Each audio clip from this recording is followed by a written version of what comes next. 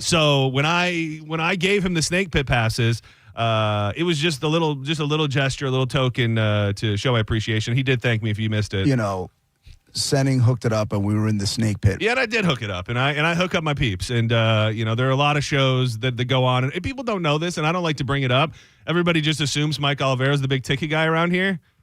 You know, Diz. Senning seating. Yeah, I mean that's a fun little thing that people do say around here. Yeah, I did. I forgot that people say that. Yeah. The Senning seating arrangement, where just really for people on the inner circle, when they ask, like Mike Oliveira, I don't want to bring this up. Like it brings me no joy to bring this up, but Mike Oliveira gets a lot of his tickets from me. Yeah, that's what I heard. I remember when I was gonna go see Missy Elliott, and Mike Oliveira was gonna put me in. I was like, oh, I appreciate it. And then you hit me up, and I got that Senning seating on the floor. Yeah. It's just, it's something that I'm passionate about, and I don't like to talk about how I get these really, really good tickets, like the snake pit tickets. Everybody wants them. Everyone. It's a big deal, and I don't like to talk about my personal relationship with a lot of these bands, but I have them. Yeah. And like I said, JP, you didn't have to thank me, but I appreciate that you did. You shrill for your boy. And I just, again, like to look out for the people who look out for me. So thank you again, JP, for acknowledging. Senning hooked it up, and we were in the snake pit. Yeah, I did hook it up. Yeah. So I hope he had a good time. I hope everybody had a good time. Dude, did you experience a phenomenon? I was asking Drew, and he got the same thing. Something about the way that Metallica seems to do whatever they do when they come to town. Was your social media overtaken by Metallica content over the weekend? Did you notice that? Yeah, mostly Facebook, but I think it was just because like a lot of our listeners that I had, they went to Metallica. So you were seeing more like people that you knew were showing up on your feed, because I was getting, and I think Drew was getting it too, and I'd be curious to know if it was a phenomenon and if they just do it when they come to a town. I was getting what I believe were sponsored posts by, I should have looked this up, M72, which I believe is actually like Metallica's, that is what this world tour was. So it was like sponsored ads, tons of them for all sorts of things, for buying the posters, to the types of T-shirts they were going to have, to the pop-up shops, to when I guess more tickets got made available. It started coming across all of my social media platforms as well. And I had never seen such a targeted thing where like a lot of the radio stations seem to have the same messaging at the same time. The way it appeared to me that when Metallica comes to town, it is a very, very well-oiled machine, and they've got their fingertips in everything. Like I know they had pop-up stores where they were selling merch, but I had never seen so many things. Like I was getting content from other radio stations that I don't follow, that I don't even know who the hell they are. Some are in town, some were just in the state of Florida. And I'm like, is this just because I've been talking about Metallica, we've been giving away tickets and my phone is listening to me? Or is Metallica doing something like when they come to town, they're sponsoring an S-load of posts, and then just everybody's social media is just full of Metallica when they come to town? I would see the posts, and I remember being specifically with Nicole at one point and seeing one of the shots from like really close up, like you could run up to the stage and start playing on the guitar if I want. I looked at Nicole, I go, they got the Senning seating. That is true. That's crazy. And not everybody, not everybody that was in the pit got their tickets from me, but and again, I don't like to name drop the people that I've hooked up, because that's you don't do it for that. I don't do it for the accolades. So when I turn on my radio and I hear, Senning hooked it up, and we were in the snake pit. And that's just, and JP knows I got love for him, and I know he loves Metallica. And when he was debating about whether or not he was going to come to town, I guess I'll tell the story. So there was a high-level meeting, and I think it's JP, Olivero, John Brennan. I think Mike Calta was in there. Our big boss, Jason Meter, and he said the only way I'm coming to town for this whole thing is if I'm in the snake pit.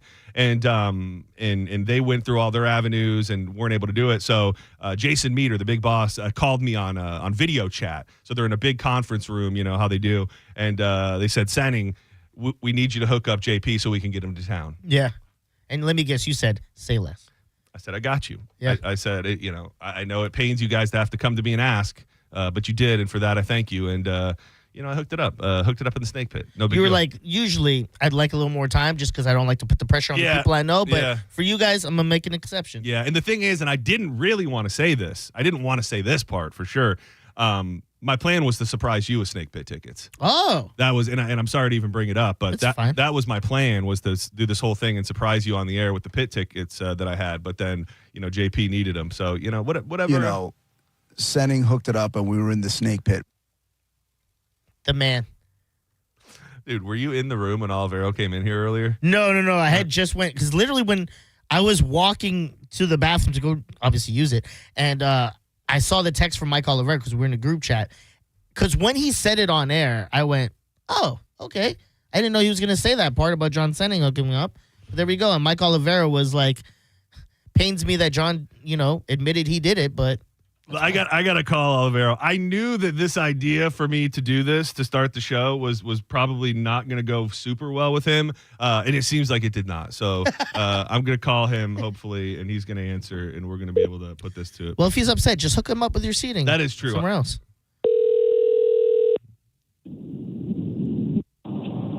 Hello. Mike Olivero, the man himself.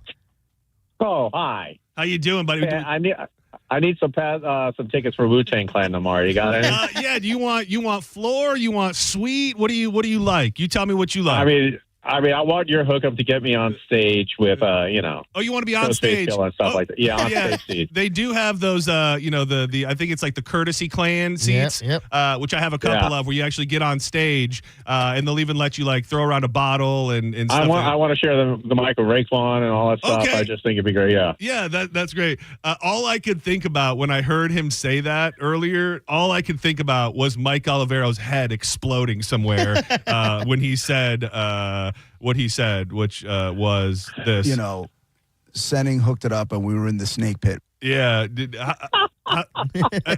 As a man who does so much for all of us here, what was the range of emotions that you felt when you heard JP say that Senning hooked it up with the Snake Pit? It was almost like the Aflac commercial. I went, well, Yeah. I'm around doing work and stuff. I go, did I just hear that right? I mean, I know I'm getting old and stuff. So I go like, he did say that. And like, Dizzy and Monica didn't correct him or anything. I heard it too. I was in my kitchen. I was doing dishes and I heard it and I went, huh. I know about the Senning seating. I was surprised Monica didn't say anything. Yeah, that was how was your weekend? You were in the mix of it for everything. You've seen Metallica a time or two. Did they bring the heat in Tampa? Man, it was good. It was good. I saw this tour in New York a couple of years ago, and it was just as good, if not. Like what you were talking about, what they have their hands in. And I noticed, too, my social blowing up with different stuff. And look, I've been a Fifth Member fan forever and worked with the band for probably like 30-some-odd years. So, I mean, it's cool seeing all that stuff. But just what they do and how many people that were in the Snake Pit that they flew in for the show. And some guy was saying this is the 9th weekend on the tour that he flew to different stops. Oh, damn. They have a relationship with their fan base that's incredible. There is and something they know how to make it. money. Yeah, the spectacle of it is. So I wasn't off base on thinking that there was targeted ads or sponsored stuff, because I'm not per se a huge Metallica fan, and still I could only scroll through a couple things before I would get to an M72 post about a pop-up shop or about the posters or just about the concert or all sorts of different things. There was something to that, right?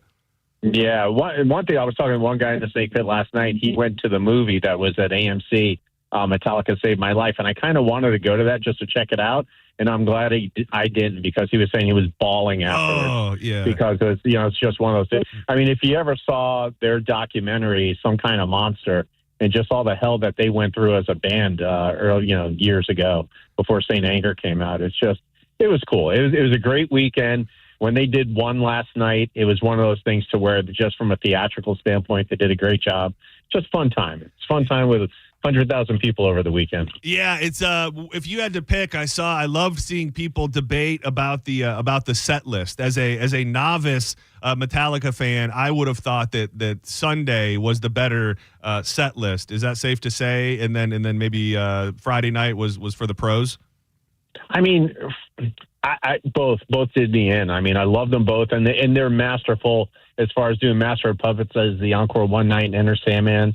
The other night, their two biggest hits. They did one right before Enter Sandman. There was a lot of stuff from Harvester of Sorrow the other night. So it's hard to pick if you're like a deep fan like I am. It's hard to pick just which one's the best. I mean, I think if you had to do the nod, I mean, I love Pantera, but I think Limp Bizkit did a pretty good job. Yeah. I mean, I know a lot of Really? people were. Yeah, I liked what they did and everything, and I think Fred Durst kind of brought up. I mean, they only got an hour. I mean, Limp Bizkit easily could have played an hour and a half. Yeah. I'm sorry I missed Ice Nine Kills, though. Everyone who saw that said it was incredible. Dude, that looked, just from not knowing anything about anything, that looked right up my alley, dude. That looked like a spinoff of ICP. I texted Corey Cardinal the other day when I was listening to you guys that it looked like a Juggalo event. They had literally... Yeah, if they come back again, I'm going to have to see those guys. Yeah, dude, they had zombies walking the stage. That's pretty cool. The lead singer looked like he had a towel covered in blood around his neck. It looked pretty damn cool. But yeah, man, I appreciate you picking up my call. And anytime I can hook you up with anything, Mike, you just let me know, buddy. The sending seats are the way to go. Thank you, Mike Olivero. I love you. Thank you for everything. Take care, brother. Mike Olivero got JP seats, not me. I have to say that just to protect my own. Okay. Because the text that I got, not to pull back the curtain too far, was, "I'm so glad you have these arrangements. This way you can just ask yourself for future tickets." So it's a bad case of when keeping it real goes wrong. Yeah. I'd like to tout my hookup for the pit all day long, but when it comes down to it, Mike Olivero's going to be getting a call from me sooner than later. This is Senning Show, by the way. I'm John Senning. That is Dizzy, the man who is doing triple duty today. Yeah. The after show, JP, and now here with us during Senning Show. You can hit us up on social media at the John Senning, at Dizzy for Mayor, and you can watch along. I feel like more people are finding out right at the right moment that you can watch the program. A lot of people seem to be on YouTube at the 1025 The Bone page. There's an active comment section there. Facebook as well. If you just go to 1025 The Bone on Facebook, you can see us live and get in the comments, say something nice, say something mean, do whatever you want, as long as you watch. Senning Show, you're live on the air. Who's this? I got something really grinding my gears from the weekend. Hey, this is Dominic. How you guys doing? What up, Dominic? How you doing? I'm doing good.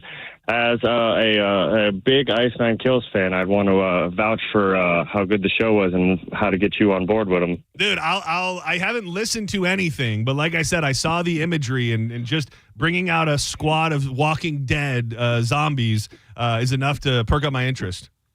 So their last two most recent albums that they made are inspirations from like longtime horror movies. Like for example, the one with the zombies that came out on the stage, that song's about the Resident Evil franchise. Oh. Which is why they had zombies come out there. Okay. Thank you. I don't want to say you're talking me out of it, but say less. Say less, as my man Diz would say. So a couple of tidbits that I want to touch on throughout the weekend as the show goes on. But we went to Ybor on Friday night. And we went to see William Montgomery at the at Funny Bone, which was really damn funny, dude. I wish you would have been in here when he was in here on Friday, just because it was so weird. Like that's all I can really say is that we went to all of these weird places, and you never know with him what's real and what's not real. But he kept bringing up the fact that Hulk Hogan was going to be there, and I knew that it was. I thought I knew that it was a bit, and that he kept bringing it up. But he had this thing that he did that I don't even know I can translate properly. That like he'd do a couple jokes, he'd do a little bit of crowd work, and then he kept going back to the story that he was telling about how Hulk Hogan picked him up from the airport in a rickety old van, and then they went and picked up girls at the University of Tampa, and then he starts going into detail about like what.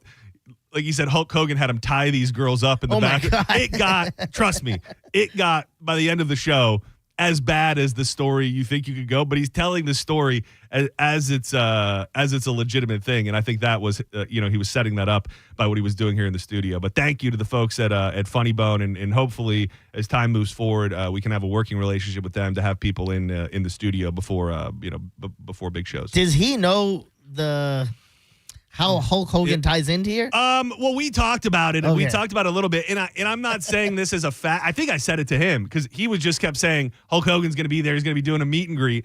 And if you don't know anything about Tampa, like you may think the idea of Hulk Hogan like popping up somewhere is like so crazy that people wouldn't believe it. I don't know that he 100% grasped that Hulk Hogan could be anywhere. Hulk Hogan could be at the Winn-Dixie next door. Hulk Hogan will be singing karaoke at his bar. People will see him everywhere. So I think maybe he had a larger vision of what running into Hulk Hogan in Tampa is really like, because I know a lot of people see him all the damn time. I would go as far as to say, if you have not seen Hulk Hogan in Tampa, you don't really live here. Dude, I've never seen him. You don't really live here. here. And what's crazy is I've probably been on the lookout for him more than anybody. I mean, like when I'm down on Clearwater Beach, brother, North Beach, I'm looking for my brother. I'm looking for the brother. It's so weird that you've never seen him. You, who's big in the wrestling scene, has never once. I ran into him, and not only that, I drank with his daughter once.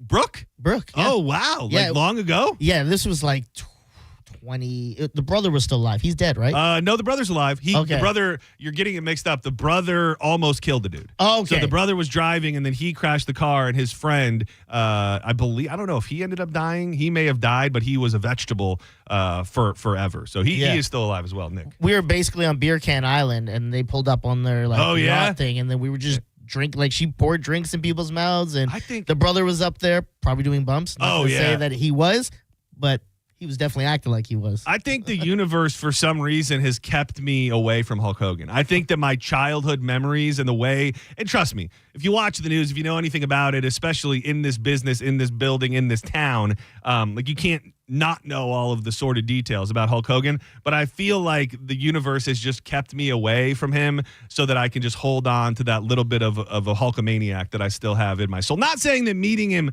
would ruin that by any means. I just think I have my thoughts. I grew up as a fan. I feel and have to work through all of the things that I've learned about him over the years, and now just this is where he stands is where he's going to stand. Do you think now meeting him would be the weirdest era to meet that Hulk Hogan?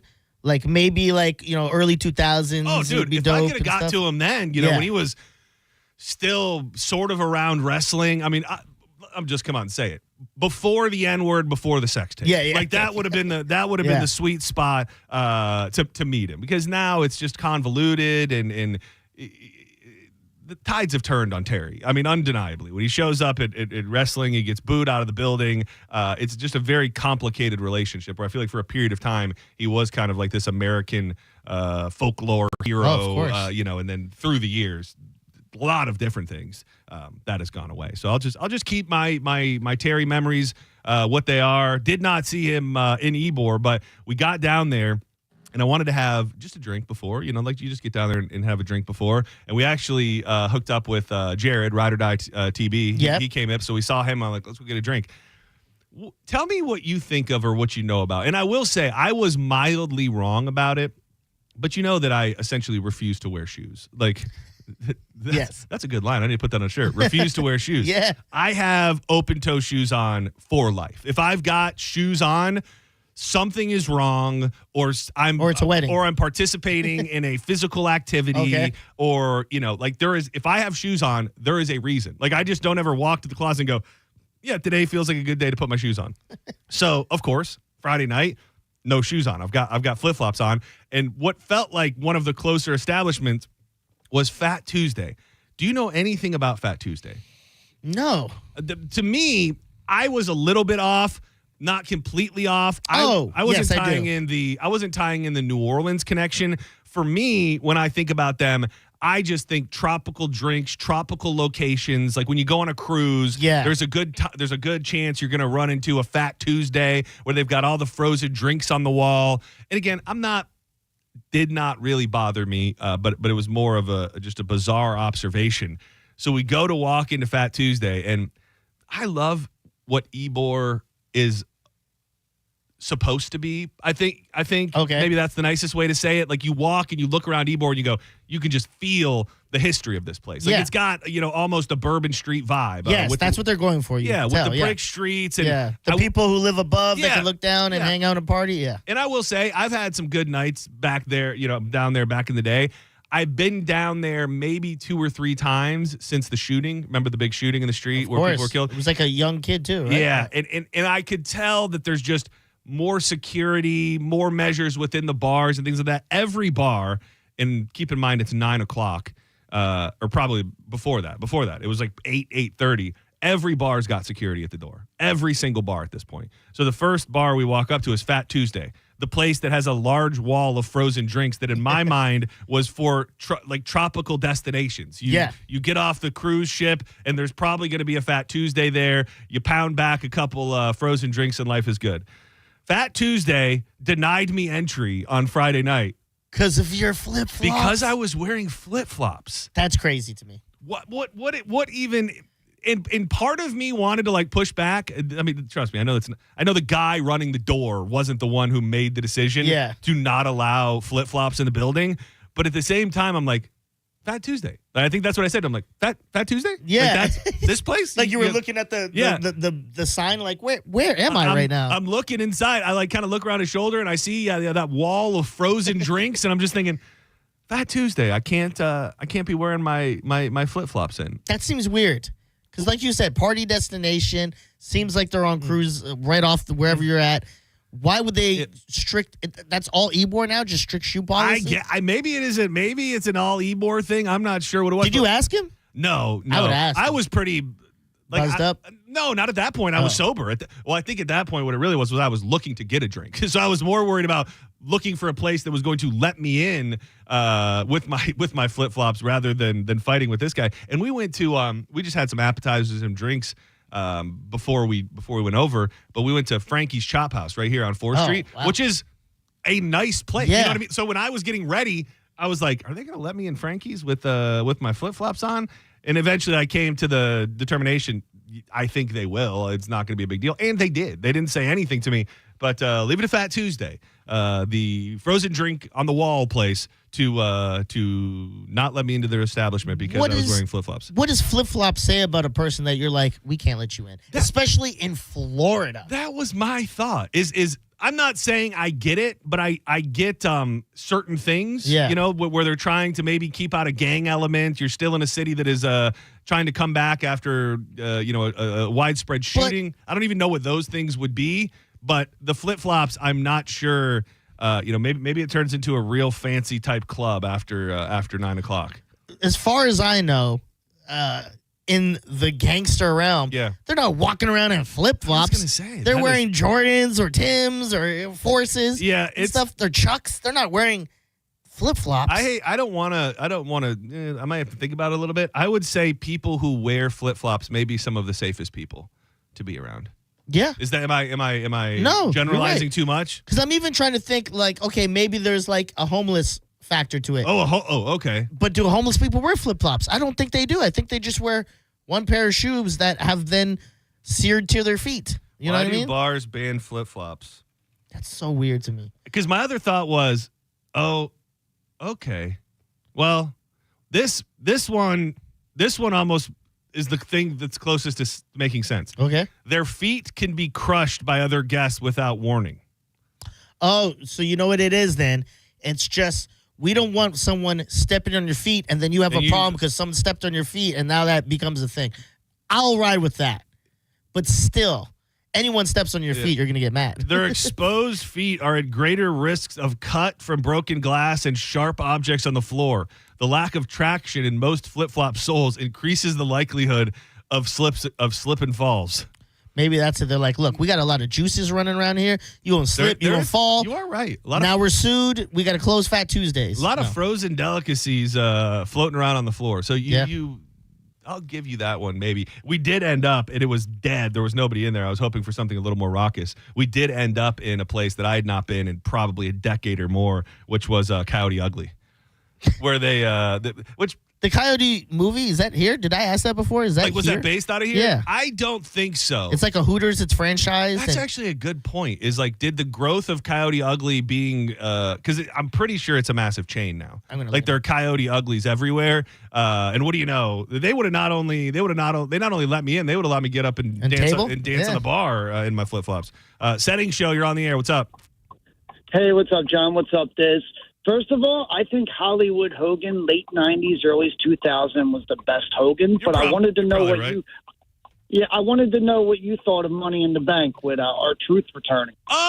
I will say I've been fairly just disappointed and uninterested in the WWE. I watched it. I watched the whole thing, but something, and from what I'm gathering from a lot of people, are not loving the TKO era. I think your blinker's on, by the way. Make that turned on. Yeah, it is. So that was a nice, fun little surprising end for everybody that was mad that R-Truth got fired. But I overall, some decent matches. I would give it a 4 out of 10.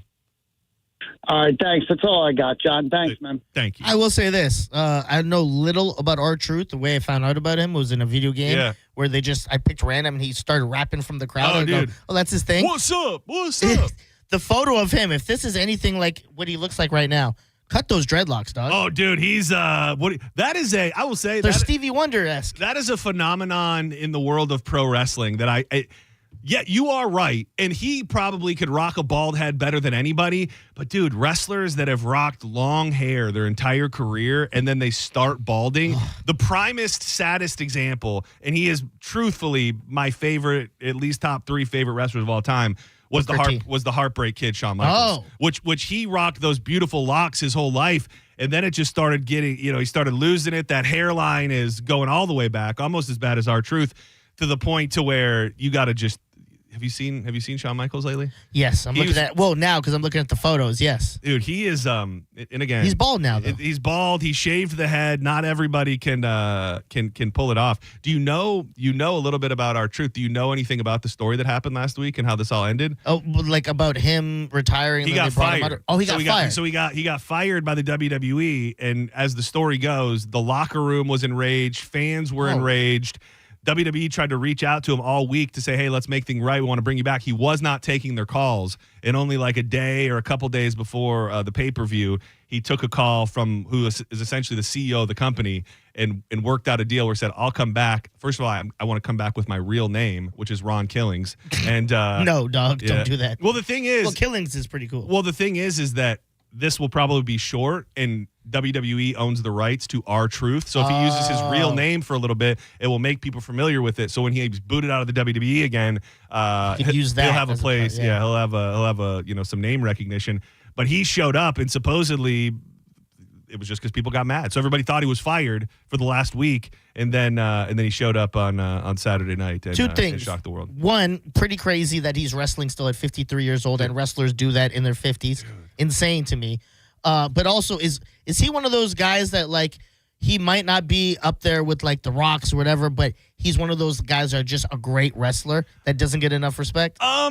I think it's more about him being a great person. Like I don't know. In his day, he was great. He was a good wrestler. Yeah. I don't know that anybody's going to tell you like R-Truth is the greatest wrestler ever. But from everything that I've heard, he just like people in the locker room absolutely love him. And a lot of the wrestlers were very upset that he was let go. So I think he's more of kind of a locker room guy than anything else.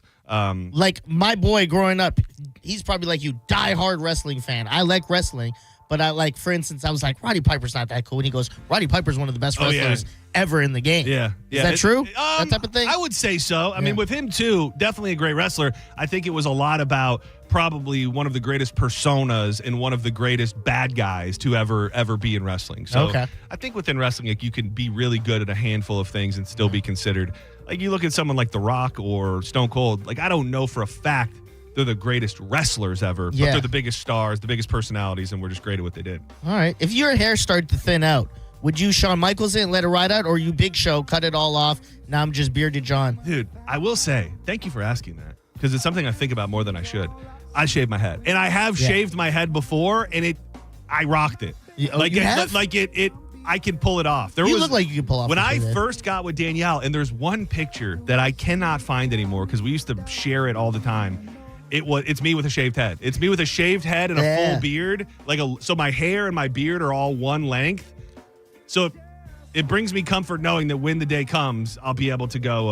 I'll be able to shave it off. I think you look a lot more intimidating when your hair comes off the top. And that when you shave your head, it totally changes your persona. Oh, yeah, like it really does. I remember after shaving my head, just thinking, like, different people that think your hair looks long, looks good. And I do think there's an intimidation factor that comes with it, which I'm not standard. Yeah. Very intimidating for the most part. Yeah.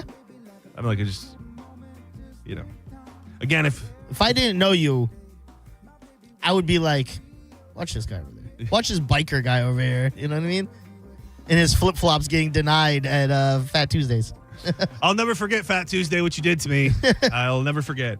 Don't go anywhere. When we come back, we're going to dig into that thing. It's a little serious, but I want to approach it in a non-serious fashion.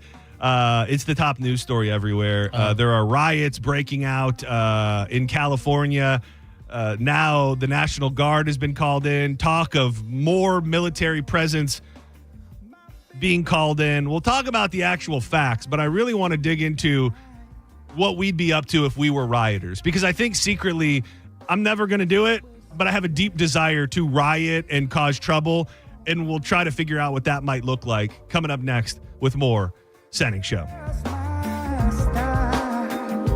Tampa Bay, is your AC system struggling? Well, don't sweat it, because Hawkins Service Co. will buy your old system for up to $1,500 towards a brand new one. Or keep the system running that you've got right now with a $69 AC tune-up. That is right, just $69. And right now you get a free duct sanitizing with any duct cleaning. These sizzling HVAC deals are only good through June 30th. So call Hawkins today or visit them online at hawkinsserviceco.com. One call really does handle it all. They handle plumbing, electrical, HVAC, even pool repair. No need to find a bunch of different service companies when Hawkins has got you. It's 813-445-8209. And again, always online at hawkinsserviceco.com.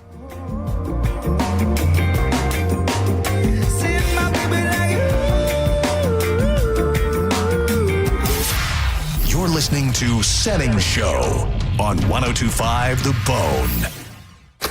Download the free Bone app to listen to us anywhere. Sponsored by Mark Spain Real Estate. Get your guaranteed offer at markspain.com. When you've been in a crash and your mind's racing.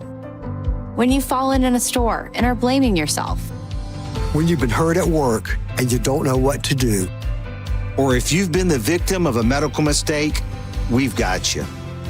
We've got what it takes to prove a case that the insurance companies can't ignore. With decades of experience and a track record of winning for our clients. Farah and Farah, Tampa. Summer is here, and so is the Buffalo Shrimp Special at Hooters. 10 crispy shrimp tossed in your favorite sauce, served with fries, all at a special price. 11 locations in Tampa Bay. Go to originalhooters.com for one near you. At Bernetti PA, if you've been injured in an accident, we make it quick, easy, and convenient to hire us. You can rest assured that somebody is on your side. Call 1-800-BERNETTI. We're ready. Offices Lakeland, Tampa, St. Pete. Fence Outlet has helped our customers keep children and pets safe with quality fences for over 30 years. Now is the time to install your Fence Outlet fence. Visit fenceoutlet.com today to set up your free estimate and discover our wide selection of fencing options. License number C-10252 and C-10803. There may be toxic chemicals in your water, and it's not going away. PFAS, also called forever chemicals, have contaminated water systems in communities across the U.S., linked to cancer and other serious illnesses. They stay in your body for years. If you've been exposed and later diagnosed with kidney cancer, testicular cancer, or ulcerative colitis, call Morgan & Morgan. We're investigating cases now, and you may be entitled to compensation. There's no cost to start, and you don't pay unless we win. Call 1-800-555-6666. That's 1-800-555-6666. Or visit forthepeople.com/PFAS. Morgan & Morgan, America's largest injury law firm. Offices Orlando and throughout Florida. $5,000. That's the average amount of money people in the U.S. are now spending on gas in a year. $5,000. That's crazy. If you drive, you have to download Upside, the free app that gives you cash back every time you get gas. That's right. You can earn real cash back with Upside just by buying the gas you're already buying. You can literally start earning cash back today. I use Upside every time I fill up, and I've already made around $300. You're putting gas in your car anyway. Why not get real cash back? If you like free money, download Upside. I'm saving the cash I earn from using Upside to help pay for a vacation later this year. Download the free Upside app now to earn cash back every time you buy gas. Use promo code MEGA to get an extra 25 cents per gallon on your first tank. You can cash out anytime right to your bank, PayPal, or a gift card for Amazon and other brands. Just download the free Upside app and use promo code MEGA for a 25 cents per gallon bonus on your first tank. That's code MEGA for a 25 cents per gallon bonus. John John Senning here for the National Aviation Academy. Are you sick and tired of working from home? Are you in a career that is boring you?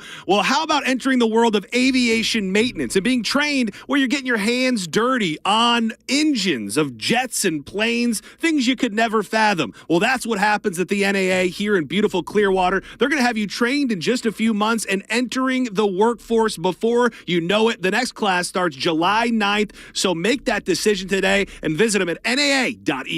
1 in 4 Americans have a disability. I'm one of them. I'm also a working mom who cares deeply about making sure every child with a disability thrives by getting their access needs met. We've got a trusted ally by our side.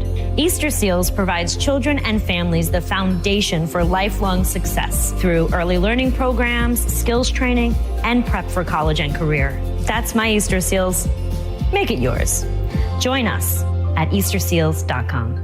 Are you a parent of a 2 to 8-year-old? Listen closely for an exciting offer, then head to abcmouse.com/radio to learn more. By now, you've probably heard of ABC Mouse. ABC Mouse is like a little one-on-one teacher. It has helped her so much. We're offering a promo at abcmouse.com/radio to try it for free for a month, then $14.99 per month until canceled. Go to abcmouse.com/radio to see this offer. That's abcmouse.com/radio. Actual ABC Mouse users compensated for their testimonials, sponsored by Age of Learning. Hockey, beer, boats. Tampa Bay's favorite hat trick is back. The Lightning and Creative Loafing present Boats Brewfest, presented by Publix. Friday, August 1st at Amalie Arena. Sample hundreds of local and international beers, games, and more. Get info and tickets at boatsbrewfest.com.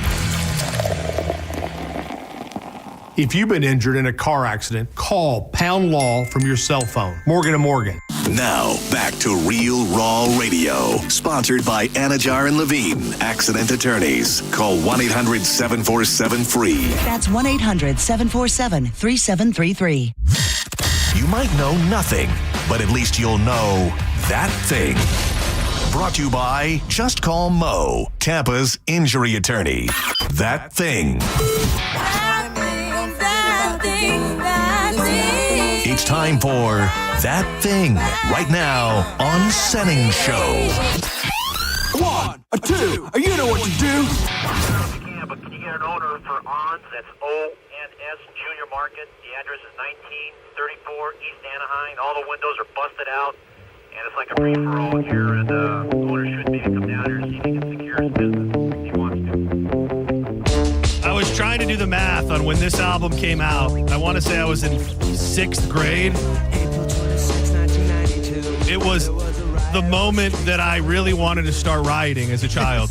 I listened to this song, that, if you don't know it, by Sublime, that pretty much does a minute-by-minute breakdown of them riding. Red lights flashing, time to retire, and then we turn that liquor store into a structure fire.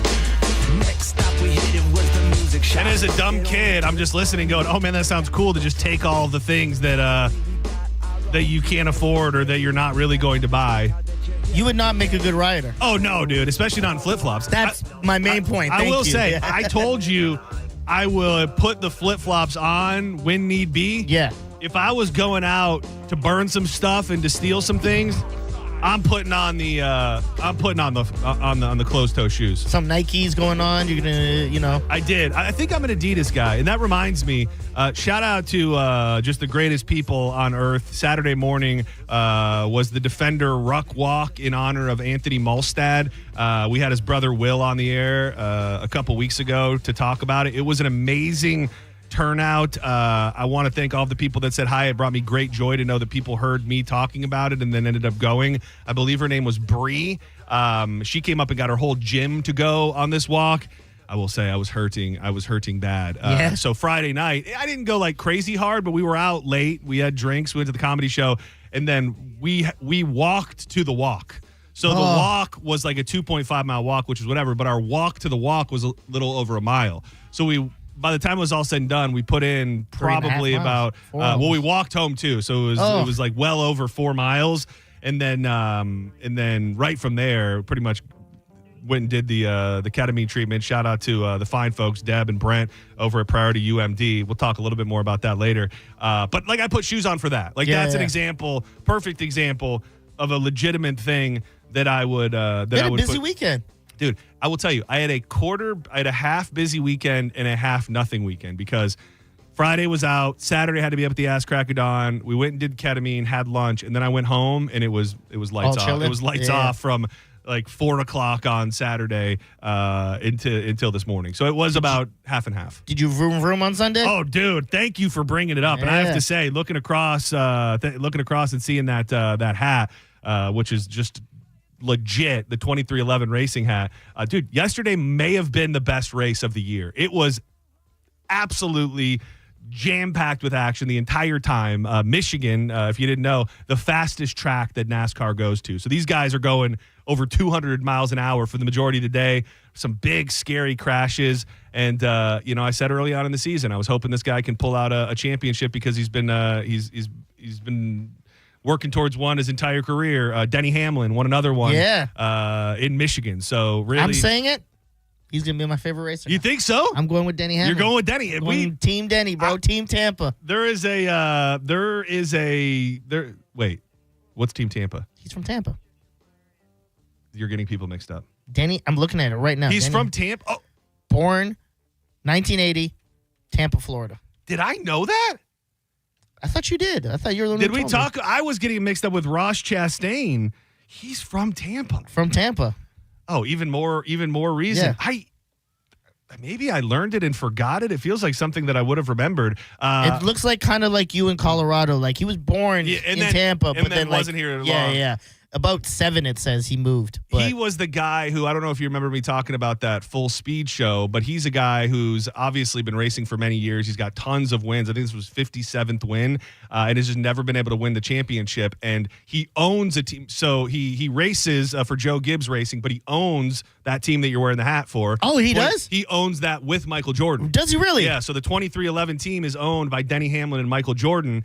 And I told you there was this clip from that Full Speed show where Michael Jordan gave Denny Hamlin's dad, who is old and kind of sick, and I mean he's okay, but he's getting older. He gave him a cigar.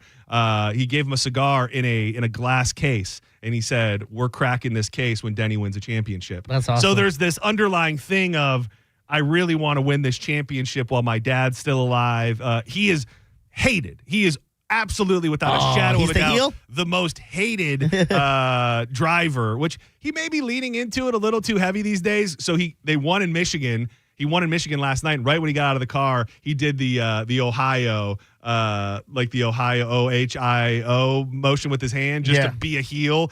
And his whole thing is he says, "I beat your favorite driver," and then whoever's interviewing goes, "Who?" And he says, "All of them." So I love it. He is a heel. I must have forgotten that thing about him being born in Tampa. Even more reason to root for him. But there's a handful of racers that have had such amazing seasons between him, William Byron, Kyle Larson.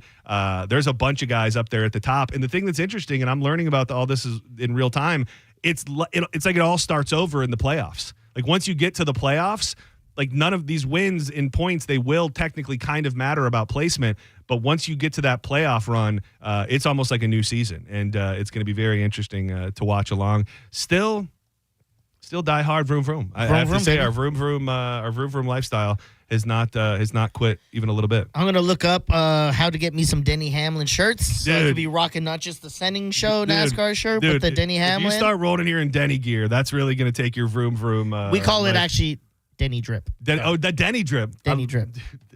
Please run with this. I really like it. That is. There's two guys that I have pushed hard for to try and get with these connections that I may or may not have with NASCAR, and it's Denny Hamlin and Ryan Blaney. So I know that I believe Kyle Busch is going to be joining us on the show sometime in the next few weeks. Rory, who's with Richard Childress Racing, and he happens to listen locally, is trying to make that happen. So my vroomer is throbbing, and it will only continue to throb harder as we get closer to the playoffs. And I think I'm really going to be able to get you in once we're in the playoffs. Yeah. Like once there's a light at the end of the tunnel, I think I'm going to be able to convert you into a full-blown vroomer. I promise this, going forward, once it gets into that, we are definitely gonna have a watch party with Dude, us. we've got to. I think invite that would people be. in. I think Yeah. that would be amazing. Whether it's at Ian's spot or wherever that we can find a spot that's willing to take us. Hell, even Ryan and them will probably want us at the Kava Social. We Dude, can that go would pull be up great. there. Yeah, Dude, I had this vision, and I hate talking about things that aren't potentially going to come to fruition. But they're trying to get us to do more stuff, and they want to pitch ideas for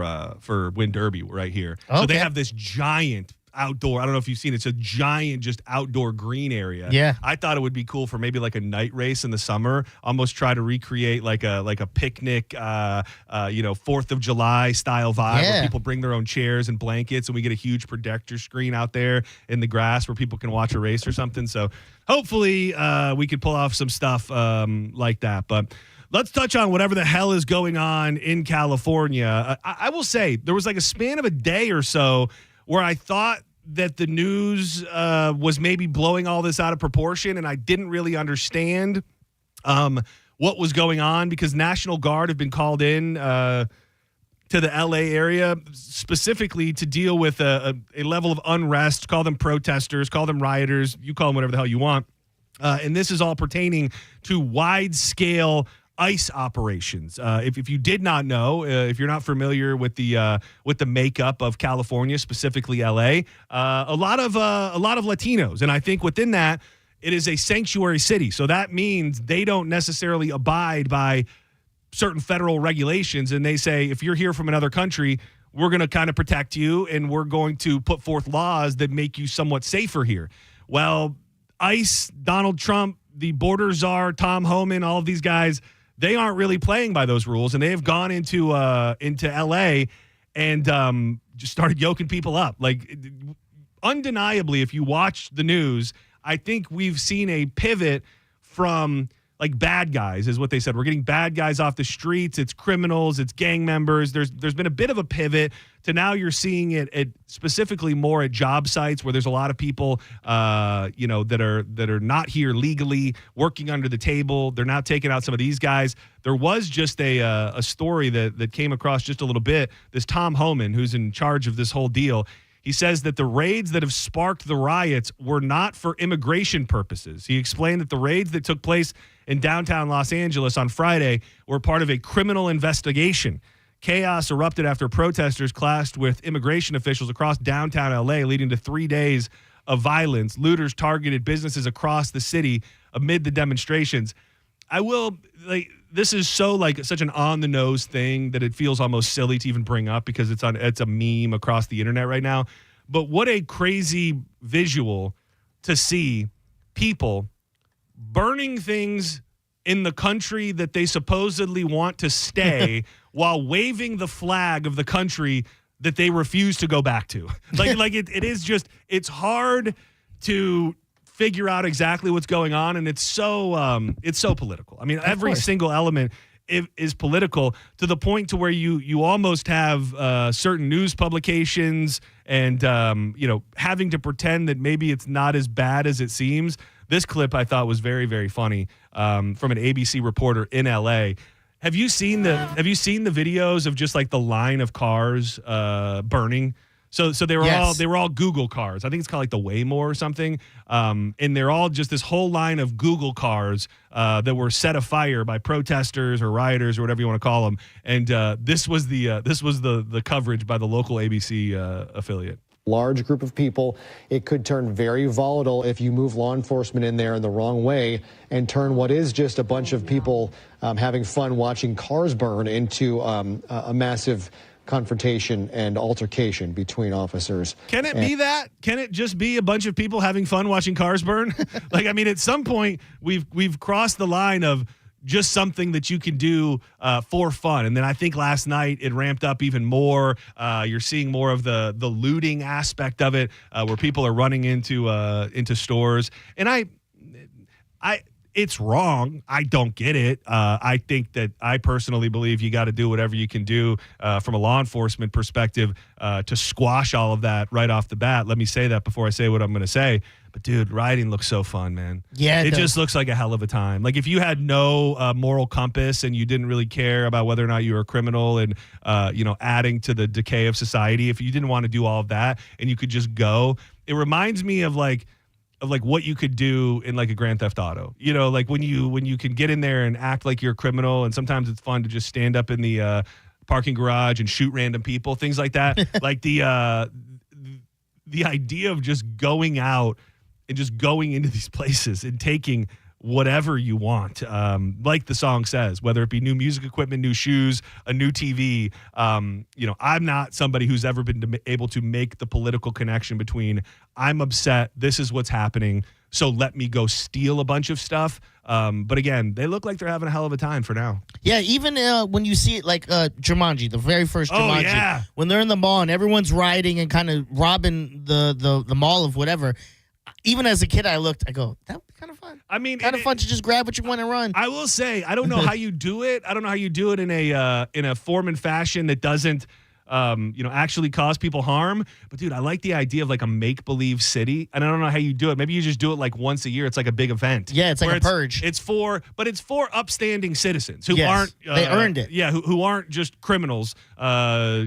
Jumping on an opportunity, but like there's a make-believe city, and it's like a real hot button ticket to get, and they sell like 300 tickets, and then once a year you just get good people who have the money to pay, and then they just get to go burn down and ruin this entire city. It's kind of the idea of those rage rooms. Yes. You ever see that where you just get to go into a room and like beat computers TV, and things like that? Same general principle, but we get a whole damn town to steal things and just burn stuff and flip over cars. I think flipping over a car would be on my riot bucket list. Yes, if you're gonna riot, you got to flip over a car. You got to knock down like a lamppost or not like a street sign and stuff like that. There's certain things you have to check off the list. Yeah, and that would be fun too. Molotov cocktail through the front window of a business. That's it. When you go to this big giant game that we've created, there's like a checklist, the rioter checklist that you have to do, and all of those things that you said are on it. We throw some cocktails, we flip a car, we burn it after we flipped it, we get ourselves some shoes, we get ourselves a TV. Yes. What else could you do out there in the world? Jewelry, for sure. Oh jewelry. yeah, You gotta definitely smash and grab some I want to be jewelry. iced out. The shoes sounds hard. Because I wrote that down. I would take shoes during a riot, but then I thought about it. But like, well, that's hard. You got to go in the back, find your size. They might not have it. Like, it's a process. Well, and that's the thing too, is I don't know who's got the good selection of flip flops and Hey Dude. So it's like I go into a shoe store and they don't even have my style. And Exactly. Then I'm just taking $100 Nikes that I don't even need. Never I'm just gonna wear taking them just to take them. Phones, they're locked to providers though, but you could flip those, right? Probably. But they probably have like serials on them where they're like, that's a stolen one. We're I gonna would, block it. yeah. This is showing up stolen in the 2025 LA riots. We're not going to be able to activate this for you, sir. I would love to be able to riot though. And just JP mentioned this way back. Just throwing a Molotov cocktail at something seems so fun. Yeah, I mean, it's not to hurt someone. No. Again, this is a fantasy land we're speaking of, and some people take their idea of a fantasy and they just live it in the real world, which is not good. Not good for anything. Welcome to Senning Show. What's going on over there? A lot of squeaking and popping and. Hey, what's going on, man? It's Paul. John, can I go back to room? Hit me with a vroom, brother. So, listen, I haven't missed a race in 32 years at Daytona. Hell yeah. I'm going to try to hook you guys up to go to Daytona. Dizzy, I know you just said Denny Hamlin. Listen, I got to tell you guys honest truth. He's not a really nice person. He's good on TV, but he's not a nice person.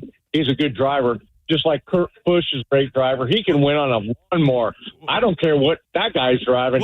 He can win. No. Give me if you're going to say it, I feel like you need to have a little bit of a backup. I know that he is cocky. I know he's arrogant. I know that he is the ultimate heel. But you said he's not a good person. Do you have evidence to back that up? Well, what I say with all the years going to Daytona, he's just not. He's not a personal person.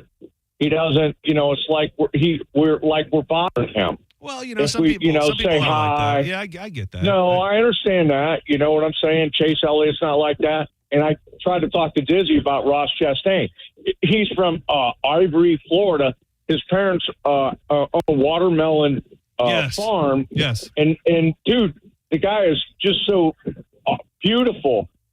And I don't want to. He is. We love Ross Chastain. We love Ross Chastain as well. We love the watermelon man. Yeah. He had a great show yesterday. He came from the back. He looked great. You're not wrong. We're And the guy that you said drives kind of like hits the wall, that's Kyle Larson? No, that was the guy. That was Ross Chastain. Oh, Dude okay, from that's down. Ross, He said called it Ivory or something, but I from what I understand, it's down in like the Fort Myers area. It's funny because I haven't like had tons of conversations with hardcore NASCAR fans per se. The people that call the show and people message me and nobody's ever said anything.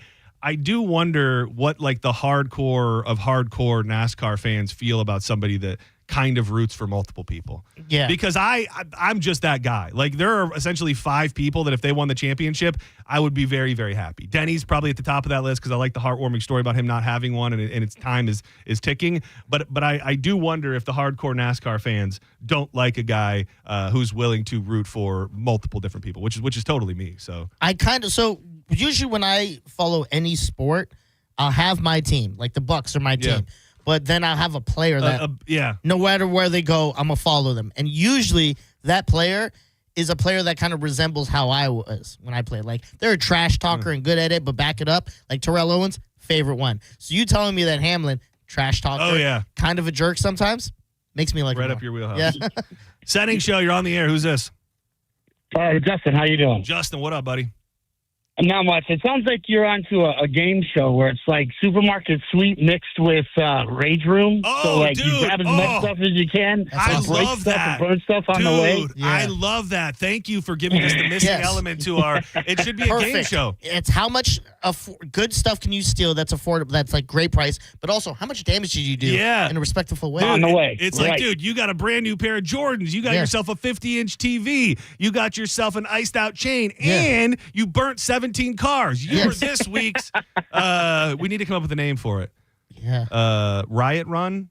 Riot Run's good. Riot Run's pretty good because it's kind of like it's like a course. Yeah. So it's like you got to run through this town. It's like a hard mutter, but but you're rioting. Yeah. Dude, you've given us the secret piece to the puzzle, dude. We're gonna see if we can get this run this up the flagpole.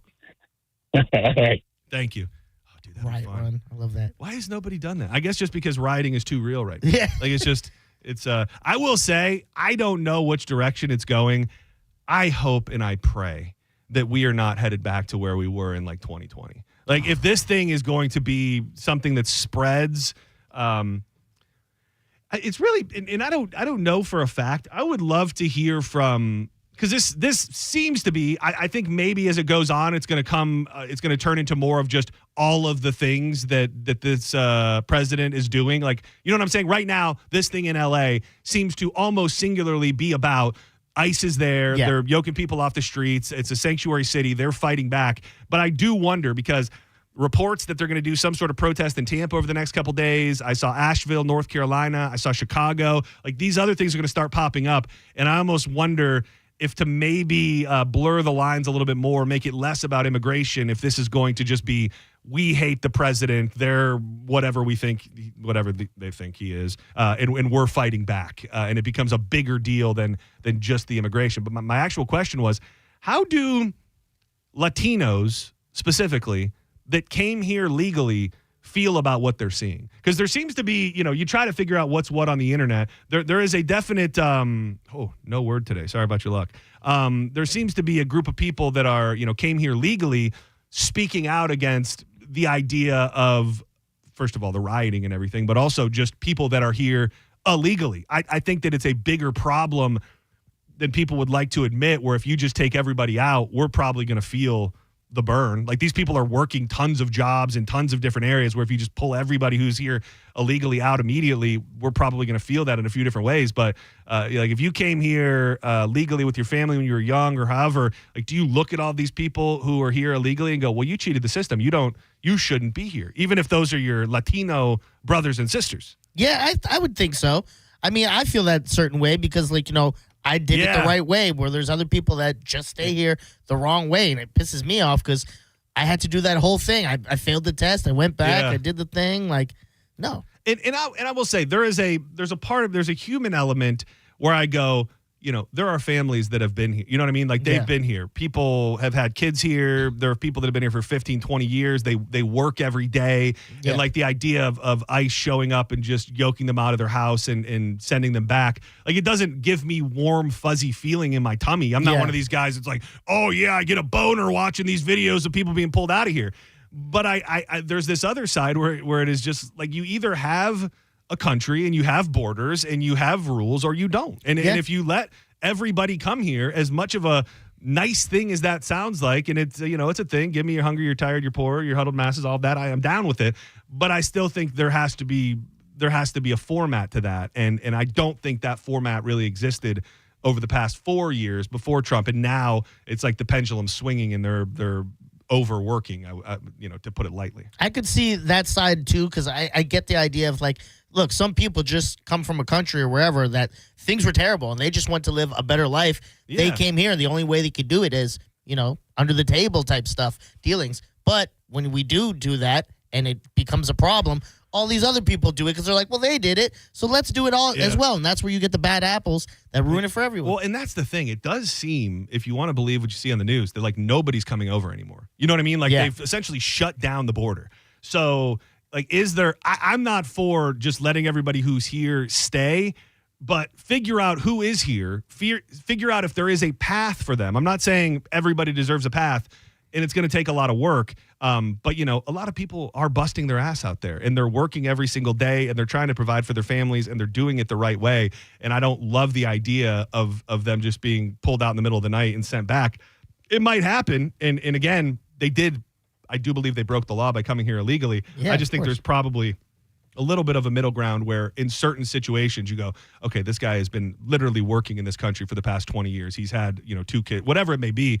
How do we not just put him on a plane and send him back right away? And I don't think we're going to get to that. And I think a lot of people don't want to see that. A lot of people, the opposite of what I just said, they do get a little bit of a boner when they see when they see guys pulled off a job site. And they will tell you, oh, of course. Well, pulling them off the job site, those are now jobs that are going to be filled by Americans and they're going to be making way more money. Maybe. And if that ends up being right 5 years down the road where you got a lot of people out and now Americans are making higher wages because those jobs were being worked by people who could afford to do it for, less than a minimum wage, then maybe we flipped the system on its head and there's a light at the end of the tunnel. But just a weird thing when you see so many people going. And now the city's pushing back. The city of LA it is. The governor of California added fuel to the fire where he dared the border czar, Tom Homan, to arrest him.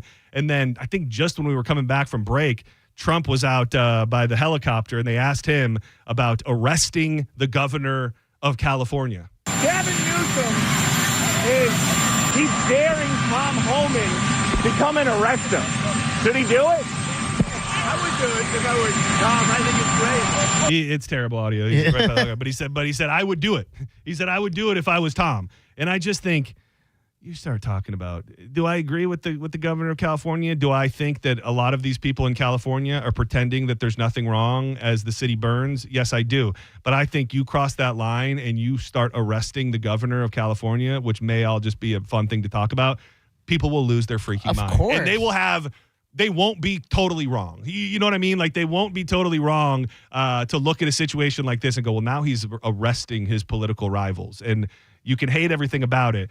But if you're looking for a United States of America where things aren't totally unhinged, I don't think that you should be rooting for Gavin Newsom, even if you hate his guts, to be arrested by ICE. No, not at all. That would be wild. The phone lines are full. Let's try to take a couple. We're way late.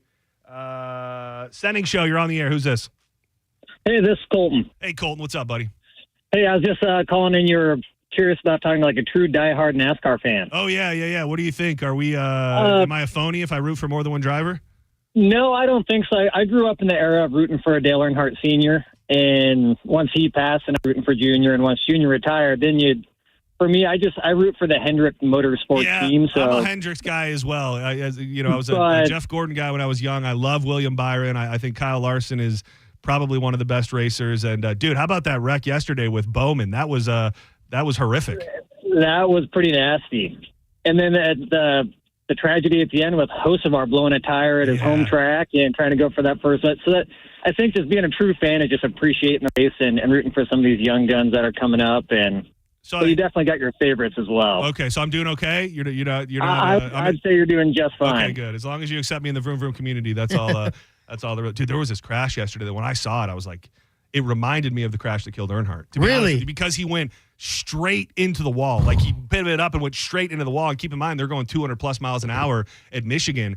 And dude, he got out almost immediately. And everything I saw on the internet today was saying if that crash happens 10, 15 years ago even, like that dude is not walking out of there. And if it happened 20 years ago, he's probably dead. Like the safety that they have in place now for these cars is crazy. When you see something like that, do you go, oh, or do you go, oh? With that one, it was a little more of the second one. Okay. Like a lot of crashes, it's the first one. But this one, I don't know. And I've seen people say that was probably the worst crash in the last 10 years. I mean, it was, and the thing is, those don't necessarily look so bad. It's just going 200 miles an hour and you get turned the wrong way. So you go straight into the wall. Yeah. And, hit the back tires went off the wall. They've got those, or off the ground. And they've got those walls now that have protective, it's like squishy in the middle. It pushed it all the way together. I mean, it was undeniably a insane hit. Senning Show, you're live on the air. John, you shrilling for the 11 car, baby?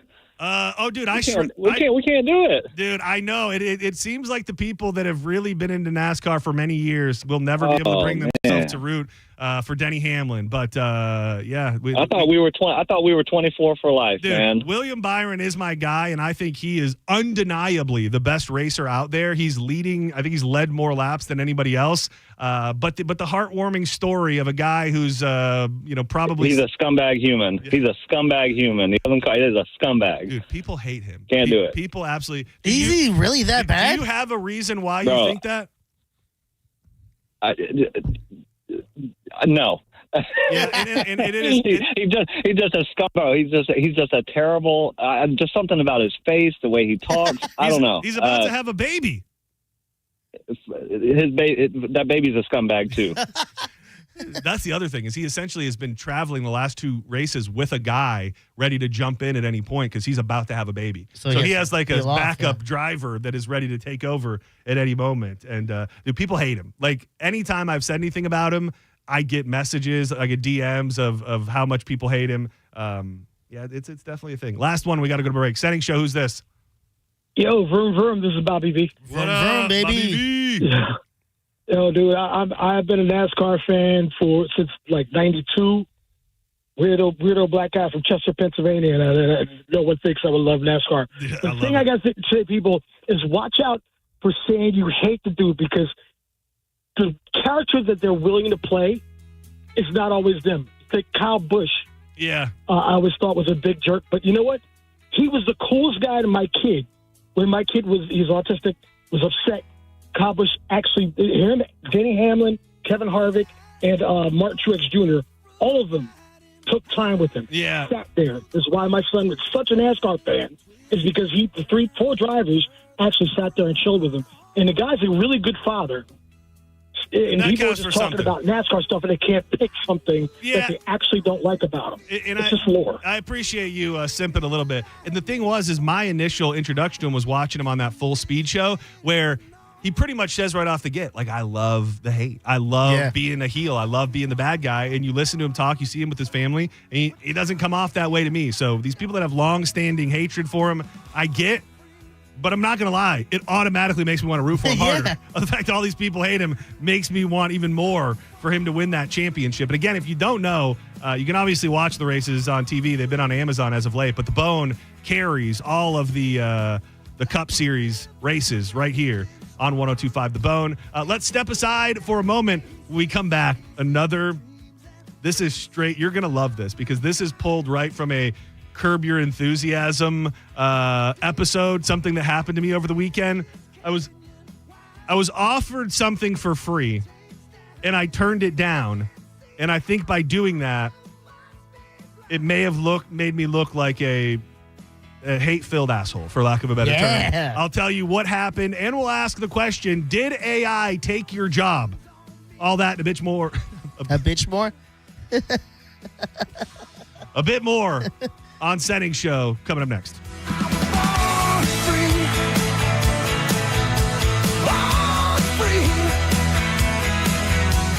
If you've considered getting new windows, it's time to get in touch with my good friends at Reese Windows. With hurricane season here, now is the time to protect your home with hurricane impact windows from Reese. They're affordable, energy efficient, and come with a double lifetime warranty, which even transfers when you sell your home, which is going to boost its value. Reese installs windows in just 6 to 8 weeks for a free quote. All you got to do is text TRUST to 20129. You get the free quote and register for a chance to win $15,000 in free windows. It's TRUST to 20129. Reese is proud to support St. Jude's Children's Hospital. They've been providing peace of mind for over 50 years.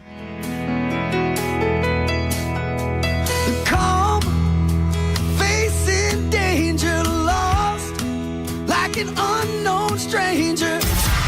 You're listening to Senning Show on 102.5 The Bone.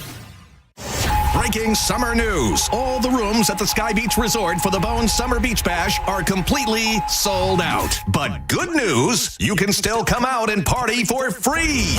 Neutral presents the Bone Summer Beach Bash. An entire weekend of awesome events and hanging out with all your favorite people from the Bone. Plus, it's absolutely free to get in. It's all happening July 18th through the 20th at the beautiful Sky Beach Resort in St. Pete, a bayfront oasis with a private beach at the southernmost tip of St. Petersburg in the Skyway District.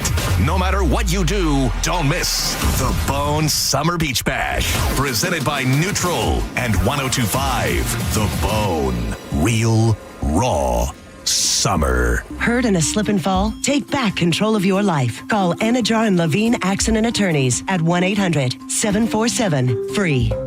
Save time and money with the aluminum fence in the box from Fence Outlet. It comes with everything you need for an average backyard of 120 feet, starting at $27.35. Go to fenceoutlet.com today for more information. License number C10252 and C10803. Are you ready to elevate your social game? This is John Senning here for Kava Social Club in downtown Bradenton, your go-to spot for fun and relaxation 24 hours a day, 7 days a week. This is not just any hangout. It's a community social club with incredible weekly events. On Wednesday, karaoke night, where you can unleash that inner rock star. On Thursday, test your knowledge with trivia night. Great questions, great prizes, and even better company. You need some relaxation? Well, treat yourself on any one of their many massage nights and let your stress just melt away.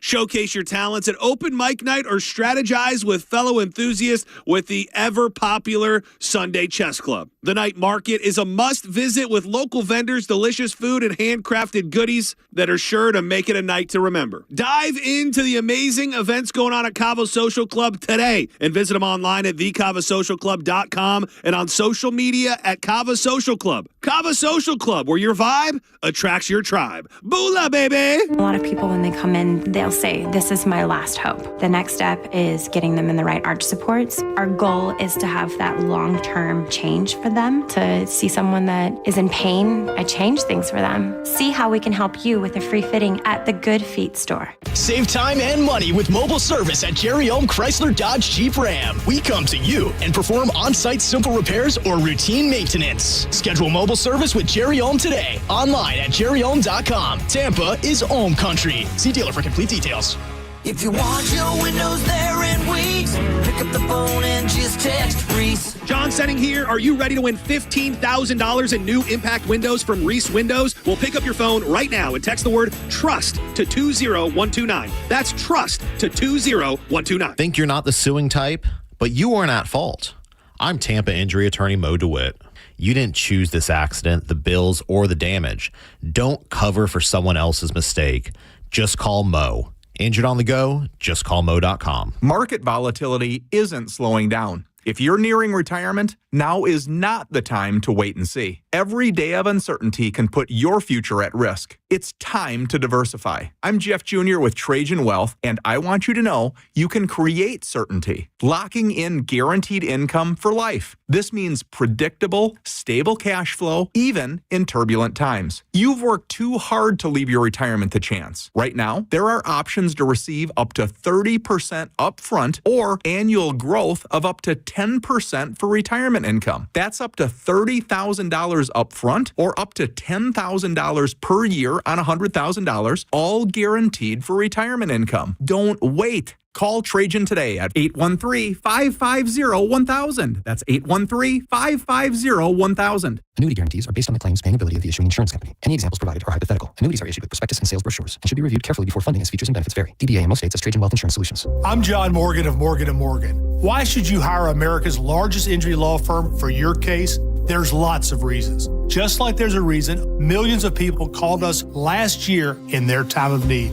When it comes to fighting for justice and compensation, millions of people across the country trust us to go to battle for them. We became the largest injury law firm in the world for a reason. There's only one Morgan & Morgan, forthepeople.com. Injured? Dial pound law or visit forthepeople.com for an office near you. When you're hiring, have you ever felt like you're missing out on meeting great candidates? Well, they're not hard to find when you go to ZipRecruiter. ZipRecruiter helps 10 million people with their job search every day. People who are actively looking for jobs like yours. So it's easy to find the right person fast. 4 out of 5 employers who post on ZipRecruiter get a quality candidate within the first day. Try ZipRecruiter for free at ZipRecruiter.com/free. That's ZipRecruiter.com/free. How did Babbel become the award-winning language learning app? We thought of you. All of you. Take Sierra. As a visual learner, she uses Babbel's wordplay videos. Today I'll share a quick lesson on shopping in French. Merci beaucoup. Malcolm is a listening learner. So he checks with Babbel's speech recognition to be Precio. However you learn, Babbel makes it easy. Save up to 50% on your Babbel subscription at Babbel.com. That's BABBEL.com. Don't you wish your life came with a warning app? Stop. That dog does not want to be petted. Just a little heads up before something bad happens. Move your coffee cup away from your computer. Oh, no. So you can have more control. Stop. You're texting your boss by mistake.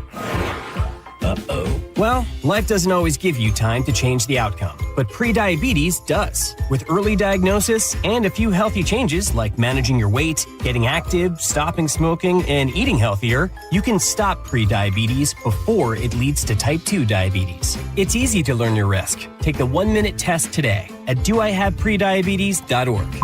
Warning. The cap is loose on that ketchup. Ugh. Don't wait. You have the power to change the outcome. Visit doihaveprediabetes.org today. That's doihaveprediabetes.org. Brought to you by the Ad Council and its prediabetes awareness partners. 1025 The Bone. Real Raw Radio. WHPT, Sarasota, Tampa, St. Pete. And 107.3 WXGL HD2 St. Pete. Live from the WeatherTight Windows studio. And now, back to Senning Show with your host, John Senning. What's up, officer? Yeah. Early morning cutting corners, rolling up the smooch and all Orlando, straight from California, homie. What do you got on it? My cup holder filled with Tropicana, couple groups of Venture-Mama in my hand like candy camera, vibing to that country grammar, pulling up to grandma's. I smell bacon, eggs are scrambled, hopping out there, nowhere. Welcome back to Senning Show. We're rooming hard today. My name's John Senning. That is Dizzy. Hit us up on social media. You can interact a few different ways at the John Senning, at Dizzy for Mayor. And then also we're streaming live video on Facebook. Hit up 1025 The Bone. Go check it out. You can watch what we do if that is interesting to you. You can put it on your desktop while you're working. It seems like more and more people are checking it out. Also on YouTube at theboneonline.com. I told you on Friday that I was going to start giving you some MGK songs that I thought you wouldn't hate. This is in that category. Okay. Hate it. His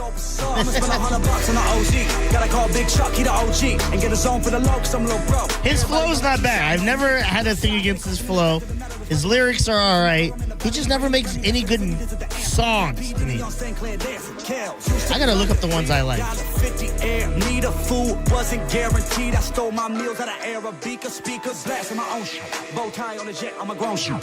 So on Saturday, and again, I want to thank Priority UMD, Dr. Brent, and Deb, who is the sweetest over there. It was so funny. Did JP talk at all about his experience with the ketamine on Saturday? No, he just mentioned you went with Yeah. you guys. Did Ian go with you guys? Or you met up after? Ian met us afterwards because there's you can't drive for a while after, so there's just like a little Greek spot. Shout out to Greek City Cafe, my favorite Greek spot in the world, right next door. So we always walk over there, and Ian met us over there, and we had lunch.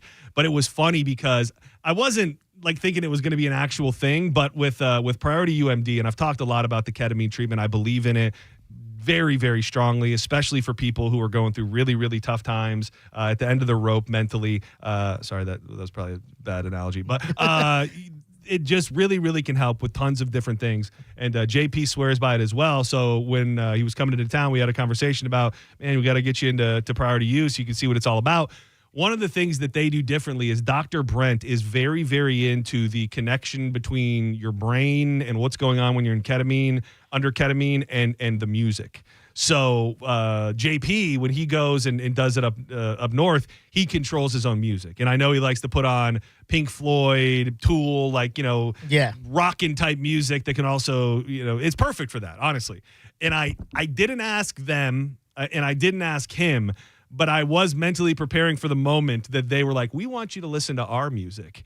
And the thing is it's calling it techno would be too broad, but just to paint the picture of what it sounds like in your ears, that would give you the best understanding. It's like house music. It's electronic. Some of it is more just like tones and noises. Okay. But there's definitely beats, and then sometimes there's a little bit of audio, sometimes almost like guided meditation type stuff through it. But I knew that it was honestly outside of JP's comfort zone musically. So right when we walk in, I give Deb a hug, and she's the absolute best. And she pretty quickly says, "We're picking your music today." And in a little bit of me was like, "Oh, here we go." And afterwards, we talked about it. I knew it was not going to be his style, but I was curious if he was going to divulge any of his actual thoughts. I think he really enjoyed the process, which is top notch. I mean, you're literally on this big cozy bed with a blindfold on. You got a little warm, snuggly blanket on you. Like everything about it is top notch. But I was wondering his realist of real. I'm definitely going to ask him tomorrow because I know in his prep he had put something about his kids and the music that they like that he hates. Yeah, they don't know music. So I want to now, like when he brings that up tomorrow, be like, hey, by the way, what'd you think of the ketamine music then? It is interesting because I would say, like, I don't ever listen to music like that when I'm not doing ketamine. You know what I mean? Yeah. Like, it's not something I normally put on. But for me, I get it. Like, it to me is every song is like the turning of a page. Like, it kind of unlocks a different little portal in your mind, makes you feel a different way. So I like that. And I'm sure that if I was listening to music that I knew, it could bring up a whole other set of emotions. But something about this music that's out of my comfort zone, that is often very, complex and doing all sorts of weird stuff, I feel like it kind of opens up your brain and takes you to different places. So does it start with like the house music, the techno, whatever, like the beats per minute, like the high beats per minute, and then slowly fade to slower songs? Or not exactly. Well, there's tons of different playlists, and Dr. Brent, like, he curates these playlists, and sometimes I think from his perspective they can do different things for you. Like, there are some that are more in the binaural tones and things like that a lot of people believe just the tones alone can help clear your mind and do these different things. So some of them are more like that.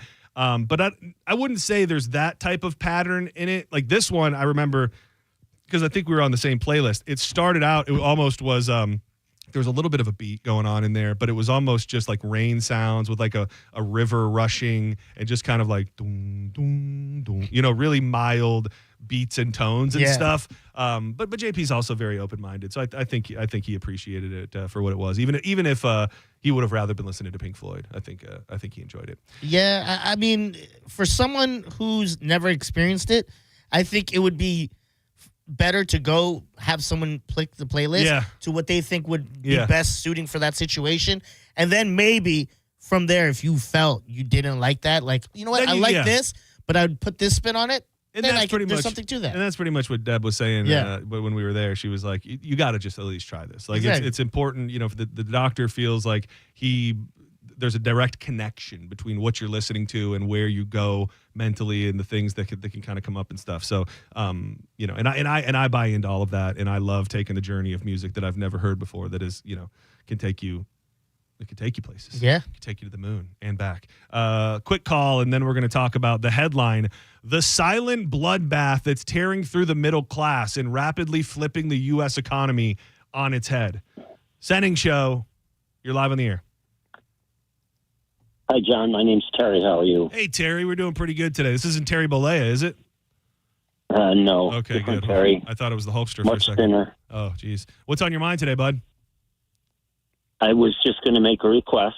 Okay, yeah, maybe. I have a lot of Mexican Americans that work in and around my properties. Okay. And every single one of them does the same thing. They would prefer that people go through it the way they did it to get into the country. And you wonder what the Mexican Americans say. That might be a really good question to put out there, but I can tell you that the word yoke has very negative connotations, and I just wish that you would not use that word. These people are illegal and they're being arrested. They're not being yoked. They're being arrested. I mean, to me, yoke is a physical adjective of what's happening. Yeah. If I'm in a place and somebody pulls me out of there, if I was in the movie theater and I was hitting my vape and they came and took me by the arm and took me out of there, I would say, yeah, they yoked me right up out of the theater. I understand what you're saying. I just am painting a picture with my words, and even if it's just by law, these people are being yoked up and sent back to their country. Yes.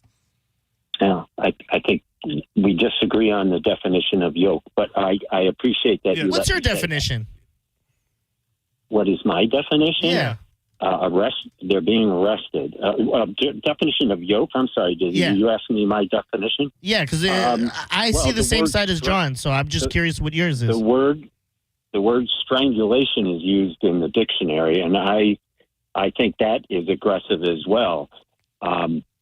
My point being that if you're going to use words with that connotation in it, we should be careful. Okay. All right. I respect your opinion. I mean, I respect. I'm not going to stop using it. I also feel like I use that. Yeah. You know what I mean? Like it's not. I use it all the time. Yeah, it's not a word that I just specially designed for talking about illegal immigrants being yoked up. Yeah. It says it's weird because the actual straightforward definition that it gives you on Google, it doesn't have anything to do with that. Yoked up is a slang term that describes someone who is very muscular or physically fit, especially in the context of bodybuilding or fitness. It suggests a person has a large and well-defined physique, particularly in the neck and upper back region. The term yoked is derived from yoke, a wooden bar that connects two animals. But then I did find it on Urban Dictionary. There we go. Which was far more what I was actually talking about. And that said, yoked up, to be accosted or snatched up by an individual one has previously pissed off. I mean, I don't think that was too much of a reach. No. I say it all the time. Oh, look at this. This is even more in depth. Yoke up on Urban Dictionary. When a cop, corrections officer, or ward gives you a full Nelson using a nightstick, usually until you pass out. If you want to hear it in a sentence, Sean ain't done S, but then Big Curtis came over all wide and yoked him up. All wide? Sean is in isolation now. So that was the offering. And here's the thing. I get what you're saying. I think you're getting into semantics a little bit. Yeah. By that I'm making it sound like something that shouldn't be happening when you think it's something that should be happening. Whether or not you agree or don't, I think the physical act is we just yoke these people up. Yeah. It's like if I would say I got booted out the cinema and you're like, no, that's not the right, you shouldn't say booted out. You know what I mean? You were kicked out. Exactly. It's like, same thing. I feel like we've kind of, just because it's what's big in our world these days, we've been having all of these conversations that are tiptoeing around this much bigger conversation. And again, I'll read the headline again: the silent bloodbath that's tearing through the middle class and rapidly flipping the U.S. economy on its head. When I saw that, I thought, what the hell could that be? And it is from the Daily Mail, which, take that for what you will, but it gives some specific instances of something that's absolutely happening. Layoffs are sweeping America, nixing hundreds of thousands of jobs at Microsoft and Walmart, as well as other titans. The newly jobless speak of a bloodbath within their company, the scale of the pandemic. This time, not just blue collar and factory workers are getting whacked. It's college graduates with white collar jobs in tech, finance, and consulting. Entry-level jobs are vanishing the fastest, stoking fears of a recession and a generation of disillusioned graduates left stranded with degrees that don't really mean anything. And it was funny because I think it was actually I think it was JP and Ian that I was having a little conversation with about the idea of AI in radio, where I think something like what we do, I'd like to believe that it is safe to a certain extent. And what I'm really hoping to hear from, by the way, is people who can with 100% certainty tell me that they lost their job to AI. 800-771-1025. I do have some stuff to give away. If you got Glass Animals, I got a Summer of Loud, which is I Prevail, Kill Switch Engage, and then I also got Monster Jam as well, if you're willing to tell me the stories of how AI cost you your job. But when you think about, and this brings me no joy to say, and I'm not beating my chest about it or anything like that, you think about people that are playing music right now, specifically at other radio stations, other companies that I think have been more heavy-handed about having less people do more work. I think it was JP who mentioned a radio station that he heard, and he was like, I knew right away that their weather and traffic was not a human being, and that it was AI. And I think that's the tip of the iceberg in radio, because eventually it could just be an AI person saying, hey, how's everybody doing? We got Taylor Swift coming up next. Don't forget to, enter the keyword for your chance at $1,000. Like, those are things that are super easily programmed into an AI. A little bit more of a niche fringe career path, radio. But I think a lot about the people that answer phone. Like, if you work in a call center, I mean, how many times now do you try to get a hold of somebody and it's not a person? It is and I think that slowly happens over time to where maybe you don't realize when you hear it, well, man, how many people lost their jobs for this? How many thousands or hundreds of thousands of people used to be in this call center taking calls all day, where now it's just a computer. And I think it's happening at a slow enough pace to not freak everybody out. And I wonder if we'll get to a day where we just kind of stop and look around 10, 15, 20 years down the road where we go, AI took our jobs. Yeah. I mean, we were worried about all of these other things. Yeah. And it was immigrants. But that's what I meant. We were worried about other things, and it was AI slowly chipping away at all of our jobs, slowly but surely. Yeah. Simpsons did it first. Just going to put it Talking out there. about AI taking their jobs? Yeah. Specifically radio. There was a way old episode where Bart wins. Either you can win $1 million or the elephant. He gets the elephant. They didn't want to give him the elephant. They were threatened to get replaced by a machine called the DJ 3000 that would just have prompts. I think I've heard of this. And little niche trivia. KBBL was the radio station. What was their call sign? 1025. It was. It wasn't the Bomba. It was 102.5. 102.5? Yeah. Oh, damn. And they kind of looked like Roger and JP, the two guys. That's funny. I think Drew has told me that in the past about that episode. Yeah. But you look at even silly little things, and this isn't AI. It's just a talk of technology. You look at like fast food. I mean, now a lot of places you can go into first of all, they're gone next level, where sometimes you pull up to a drive-through and it's not even a human being anymore. Like, they're taking the order via AI, and then that person that ultimately takes your money is probably doing something else as well. Or you walk in and there's not really a human being there. It's just those kiosks where you order. And Microsoft last month announced the firing of 6,000 staff, a 3% of its workforce. They said it was targeting managerial flab, but a lot of those positions have been filled by some sort of AI system. And it's just, sometimes I really wonder, it's a very conspiracy-ish, but sometimes I wonder if just all of the things people are getting mad about every single day are designed to keep your eyes off of the thing that you should really be worried about. You know what I mean? Like, if people really cared about ensuring that Americans had jobs and that nobody was coming for them and we had a successful future as a country, I think probably protesting and being a little more upset about the invent and the progression of AI is much closer to something that could take your job, my job, your job, your job, your job, than whatever else it is you think that you should be really pissed off about in this day and age. Yeah, for sure with the radio stuff, with the AI, I agree that, like, The music rotation stations, a little more to worry about because it's easier to input AI, give it a little personality, be like, introduce this Pink song, right? Than it is for us to have a conversation and people be part of that. And who's to, and I'm not saying it couldn't come, and who's to say it's not out there? You know what I mean? Like, you look at something like ChatGPT, and we always talk about these insane things it can do. Yeah. You get that little sense of being sentient is what they say, where you can instill it with almost beliefs, and you have an idea of what you want this program to believe and the way you want them to ingest information. I'm saying I'm not scared today. That doesn't mean that even because it's happening very fast now too, that 5 years down the road, you can't program an entire station like this with people that don't really exist. I'd like to think it's a fantasy and that nothing will be better than humans, but guess what? It'll be a lot cheaper. Yeah. Like drastically cheaper. It definitely picks up on a lot because I know Mike Calta was on the morning show using ChatGPT a lot. And he actually told it one time, Nicole told me this, and I forgot about this, that he told it, you're too nice, and blah, blah, blah, blah, blah.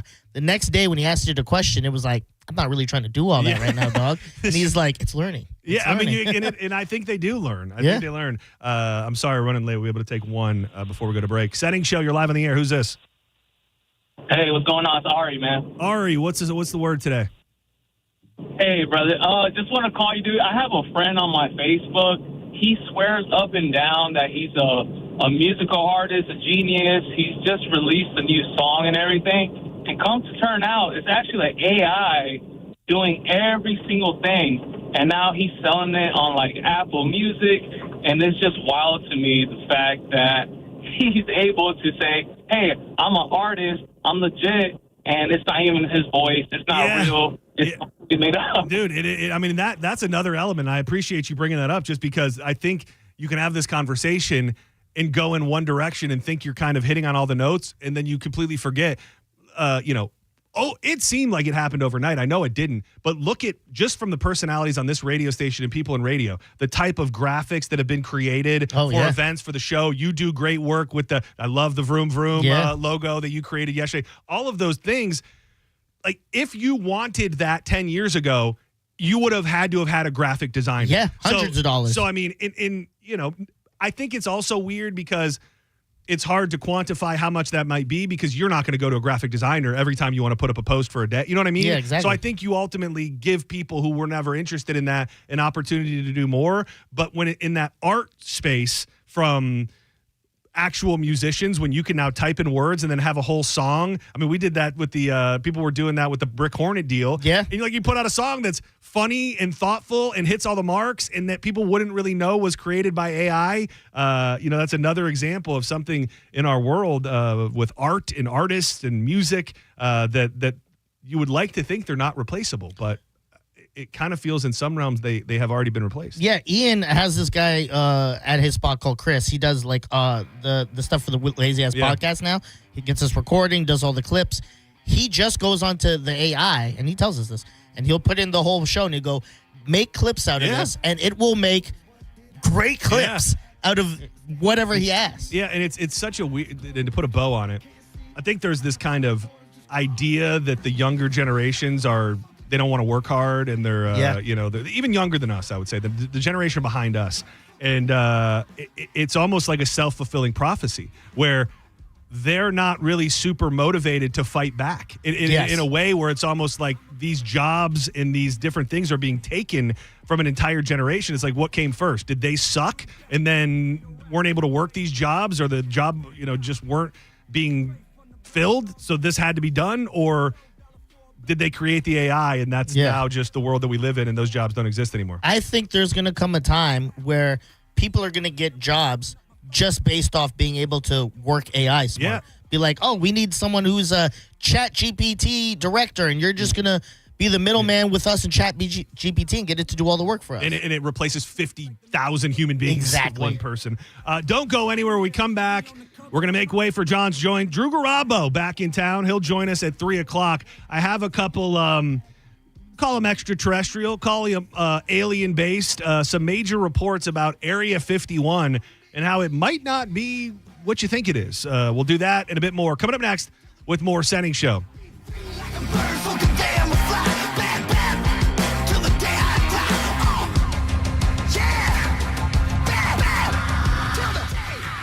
bills just went up again, and guess what? They're not coming back down. But it's Solar Bear. They've got a better way. Go solar now and get your first 12 months completely free. That's right, no power payments for an entire year. Solar Bear is locally owned, 10 years strong, and trusted by thousands with 5-star reviews across the state of Florida. The big power companies keep raising the rates, but Solar Bear is fighting back and helping Floridians save money. Stop paying more every month. Call Solar Bear today or visit them online at solarbear.com and take control of your power. There are legends told about the nights I'm in the building. It is not a question whether or not I'm the trillest. Every just pressing me to get some on their acrylics. You're listening to Senning Show on 102.5 The Bone.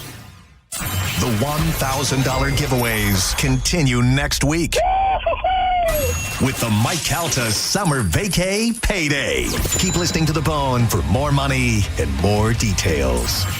102.5 The Bone. For over 30 years, Fence Outlet has been here to help you create an outdoor oasis where memories are made and dreams come alive. Let Fence Outlet partner with you to turn your backyard into your favorite destination. Go to fenceoutlet.com today to schedule your free professional estimate. License number C10252 and C10803. Real stories with Hellsberg. After we met and we started dating, Nancy and I lived 150 miles apart, and I would drive my old jalopy car, and it was roughly a 3-hour distance. It took 3 years I drove across that state back and forth dating her every weekend. Persistence. And I would have never stopped. I had a lot of energy back then. 36 years ago. At Hellsberg, find the engagement ring worthy of your story. Designed with the love, care, and craft it deserves. Visit a Hellsberg store or hellsberg.com. One of the things with running is I want to enjoy the run, but I never made it very far because the arches in my feet just killed me. So when I got to the end of my rope and I said I have to do something to get rid of the pain, and a couple people recommended the Good Feet store to me.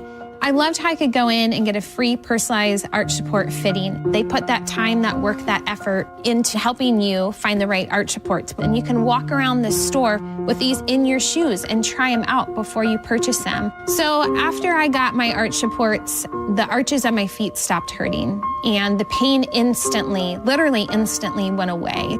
So if you have pain, go. Find a Good Feet store and go. There is an answer. Find the simple solution that will get rid of your pain. I'm Rondi, and that's my Good Feet story. See how Good Feet arch supports work for you before you buy with a free fitting and test walk at the Good Feet store. Visit any of our 5 locations throughout Tampa, St. Petersburg, and Sarasota, and at goodfeet.com. At Brandon Honda, we have the hottest hybrids in stock and on sale. Hi, I'm Sam Robbie. Right now, get the brand new Accord hybrid for just $199 per month. Get the award-winning CR-V hybrid for just $249 per month. Or get the all-new, just released 2025 Civic Hybrid Sport for just $199 per month. With gas mileage as high as 50 miles per gallon, these award-winning hybrids won't last long. Plus, get a real nationwide lifetime warranty, unlimited time, unlimited miles. Get all the facts at BrandonHonda.com. Call 813-448-7710 for more information. John Senning here. If you've considered getting new windows, it's time to get in touch with my friends at Reese Windows. Hurricane season is here, and now is the time to protect your home with Hurricane Impact windows from Reese. They're affordable, energy efficient, and come with a double lifetime warranty, which even transfers when you sell your home, which is going to boost its value. Reese installs windows in just 6 to 8 weeks, and for a free quote, text TRUST to 20129, and you'll also be registered for a chance to win $15,000 in free windows. Reese is proud to support St. Jude's Children's Hospital, and they've been providing peace of mind for over 50 years. At Mayo Clinic in Florida, we are conquering the unconquerable. Our experts are leading the way with innovative regenerative medicines and biotherapeutics that can repair diseased, injured, or defective tissues and organs to help treat people with chronic medical conditions. We're making more possible at Mayo Clinic because every day we're doing what's never been done. Learn more at mayoclinic.org/possible. Mayo Clinic, you know where to go. I'm John Morgan of Morgan & Morgan. If you've been injured in a car accident, call America's largest injury law firm. For over 35 years, my mission has been to deliver more for our clients, to deliver more for you. Injured? Visit forthepeople.com for an office near you. There's a lot of great things happening in June at the Seminole Hard Rock Hotel and Casino. A $20,000 blackjack tournament, a $150,000 bonus time slot tournament. You could win a 2025 Mercedes CLE 300 in a drawing and $150,000 $1,000 hot seat power winners. And new Unity members by Hard Rock receive a limited time t-shirt and up to $200 on us. Gambling, great restaurants like Suppresso and Council Oak, The Rez, and the Hard Rock Cafe. Stop in at the Seminole Hard Rock Hotel and Casino and tell them Mike Calta sent you. The accident wasn't your fault, so why should you be burdened with the medical bills? This is Tampa injury attorney Mo DeWitt. Don't get overwhelmed by mounting medical bills. I'll fight to ensure that the responsible party pays what you're owed. Injured on the go? Don't wait. Visit justcallmo.com. Are you a parent of a 2 to 8 year old? Listen closely for an exciting offer, then head to abcmouse.com/radio to learn more. By now, you've probably heard of ABC Mouse. ABC Mouse is like a little one-on-one teacher. It has helped her so much. We're offering a promo at abcmouse.com/radio to try it for free for a month, then $14.99 per month until canceled. Go to abcmouse.com/radio to see this offer. That's abcmouse.com/radio. Actual ABC Mouse users compensated for their testimonials, sponsored by Age of Learning. Here at Total Wine & More, our amazing selection means you'll always love what you find. Dad, what are you doing here? Just getting a sneak peek at my Father's Day gifts. Well, I was thinking of getting you this Barrel Select bourbon. That's a really nice bottle. And Total Wine has it at the totally lowest price. Wow. You always were my favorite. Thanks, Dad. Talking to the bourbon, sweetie. Find what you love what you find. Like the perfect gift for Dad at the perfect price. Only at Total Wine & More. And drink responsibly. B21. Experience the summer of music with Neutral and 102.5 The Bone. You can win tickets to some of the biggest shows of the year, including Thomas Rhett, The Weeknd, Jason Aldean, or you could win one of dozens of Neutral prizes like coolers and hats. Neutral. Keep it tasty. Just visit any participating Circle K location in Florida and scan the QR code on the Neutral Summer of Music poster to enter. Involved in a car accident? We understand the pressure you're under. Call Farah and Farah. Tampa. Now, back to Real Raw Radio, sponsored by Anajar and Levine, accident attorneys. Call 1-800-747-FREE. That's 1-800-747-3733. Now, back to Senning Show with your host, John Senning.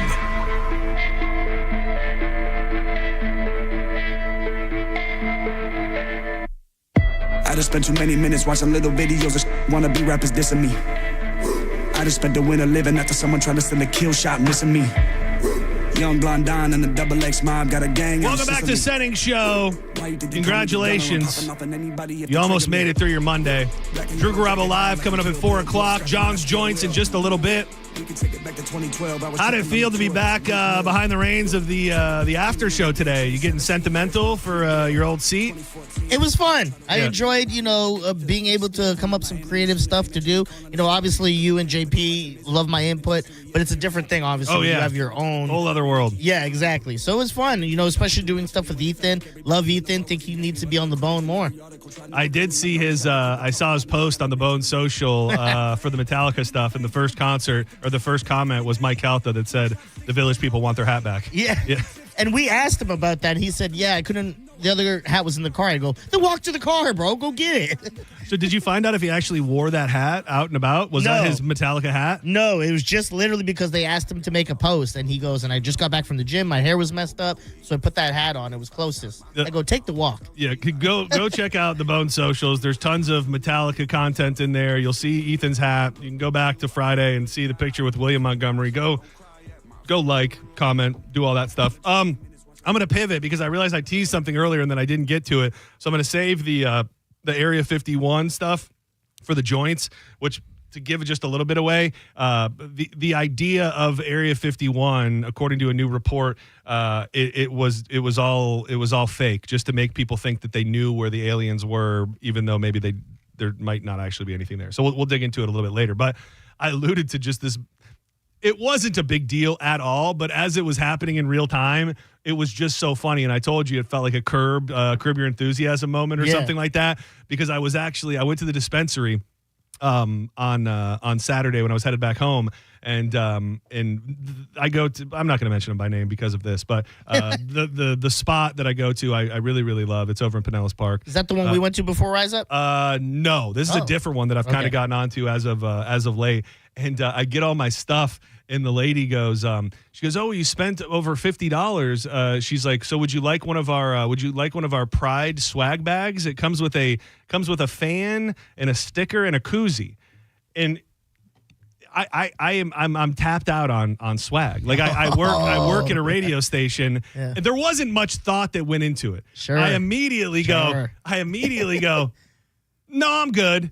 And then there was just this dead silence. There was like 3 or 4 people behind the counter, and I got, no, I'm good. And they kind of look at me, and then I made it exponentially worse. And I go, but I love gay people. and she's like, no, you don't. I'm an ally. You don't have to explain it to me. And I felt like when she said you don't have to explain it to me, it was kind of like, well, we know you're filled with hate, so you don't have to make a scene out of it. I was like, no. It's just that I just don't need any more koozies or fans or anything. She's like, sir, you don't have to explain it. No. I'm like, no, but now I feel some sort of way. Yeah. So, and they're just kind of looking at me. It's like the thing. I think it was in the movie Anger Management with Adam Sandler and Jack Nicholson, where like you're not freaking out, but someone goes, "You're freaking out." Like calm down, and you're like, "I'm calm." Yeah, this is calm. I felt like that's what I was experiencing because I'm like, no, I'm friendly. Like I'm cool with gay people. I'm Pride. I love Pride. They're like, yeah, no, that's fine. It's you fine. Start name dropping whatever. people. Exactly. Like I have gay friends. Yeah. Look, let's call my gay friends right now. It was just a funny little moment that was pretty much nothing, but trying to get them to see that I didn't want it because I have any major grievances with Pride.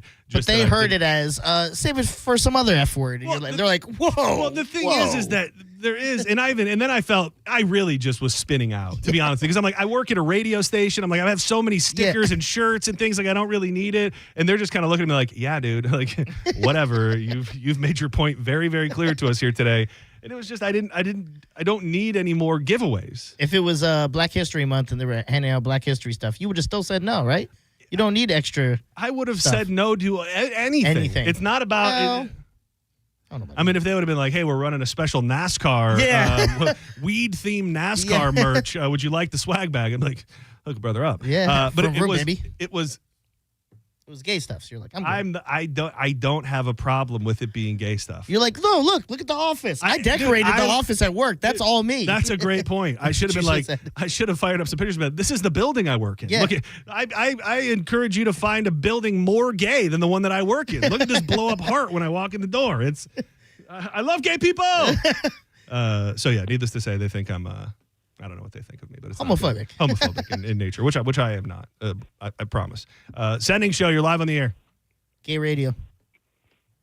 Yeah, I'm just wondering what's the difference between AI and the people using autocorrect for their voices. I mean, AI will make you look good, and also sound good, but I mean, it's nothing new. Wait, I don't think you're. Yeah, when you say autocorrect for your voices, like you're kind of getting me lost here. Are you talking about autocorrect, like when you're typing a letter and then it'll say like you spelled this word wrong, and then you click on it and it fixes it? Are you comparing that to the AI that is taking people's jobs and single-handedly running departments and being put on the radio? And I'm not finding the connection, my brother. No, I mean auto-tune. I'm sorry. Auto-tune. Where it could make anybody sound good. I don't know about you because you're in a well right now. Yeah, I was going to say, where are you? You're very echoey. Where are you, dog? Are you in solitary confinement? Is this call coming from prison? No, it's just my headset. Sorry. Yeah, no, I don't.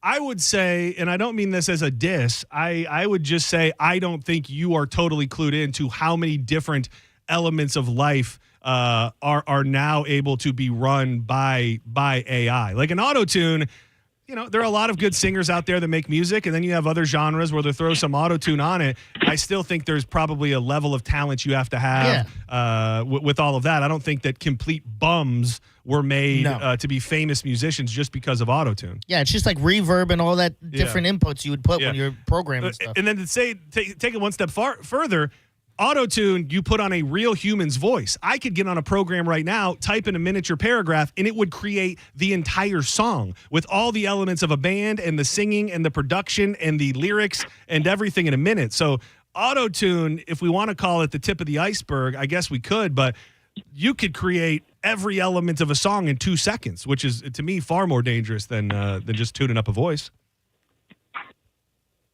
All right. Hey, good point. All right, thank you. I appreciate that. Speaking of back you down like that, sir.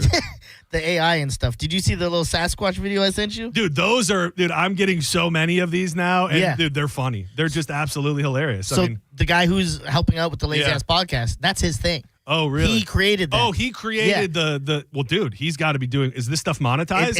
It's catching fire right now. I mean, not only that, breaking news. He's going to have his own Senning segments. Oh, really? With the Sasquatch. With the Sasquatch? Yeah. Oh, that's funny. It's basically based around stuff with you. Dude, that's awesome. I mean, and it's just crazy. Like, that's just a small example. Yeah. Another thing is the babies. You look at all of these things that are catching fire that I think probably people are making money off of, in certain ways. And, like, that's not created. Like, a person's not going into a graphic suite and developing, every little characteristic of that Sasquatch. They're ultimately, I don't even know how they're doing it, but they're feeding stuff into a program that's been pre-designed. And, dude, those are really, really funny. Before, you'd have to find a writer to do it. You'd have to find someone to shoot this. You'd have to find someone to create the CGI, someone to voice over it. Now, type it in AI. You can type it in, and it'll be that damn easy. I love those, by the way. I'm very, very big on the Sasquatch doing all of the different things that the Sasquatch is doing. Yeah, when he showed me, it blew my mind. I go, John Senning, the guy who's showing him on from this time, he would love this thing, and he goes, I'll make him his own segment. Dude, that's awesome. Done. I cannot wait to see it. Do not go anywhere. When we come back, the return of Drew Garabo to the joints. He's been traveling through the, maybe the Blue Ridge Mountains. He went to a concert. We'll catch up with him and get to a bunch of news for the day. I'm glad that we're going to be able to do this all together, but I saw a story this morning about how many sauces the average person has inside their fridge. Yeah. I texted you to see if you could count. You said you think you might have an idea. I went into my fridge and I counted. I'll be very curious to see if people think this is crazy as it feels like it is to me. So we'll touch on that. And in Old School Murder, you guys last week with JP were talking about Joel Osteen and what a dick he is.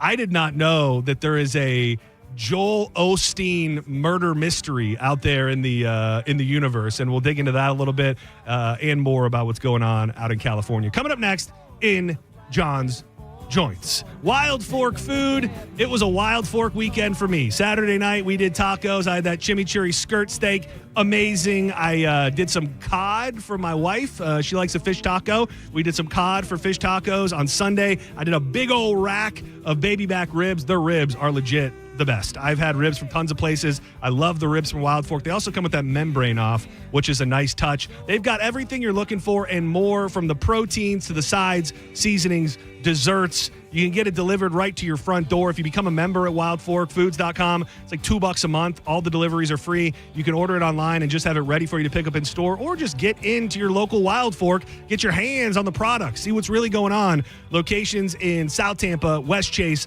and St. Petersburg on 4th Street North. Check them out, wildforkfoods.com.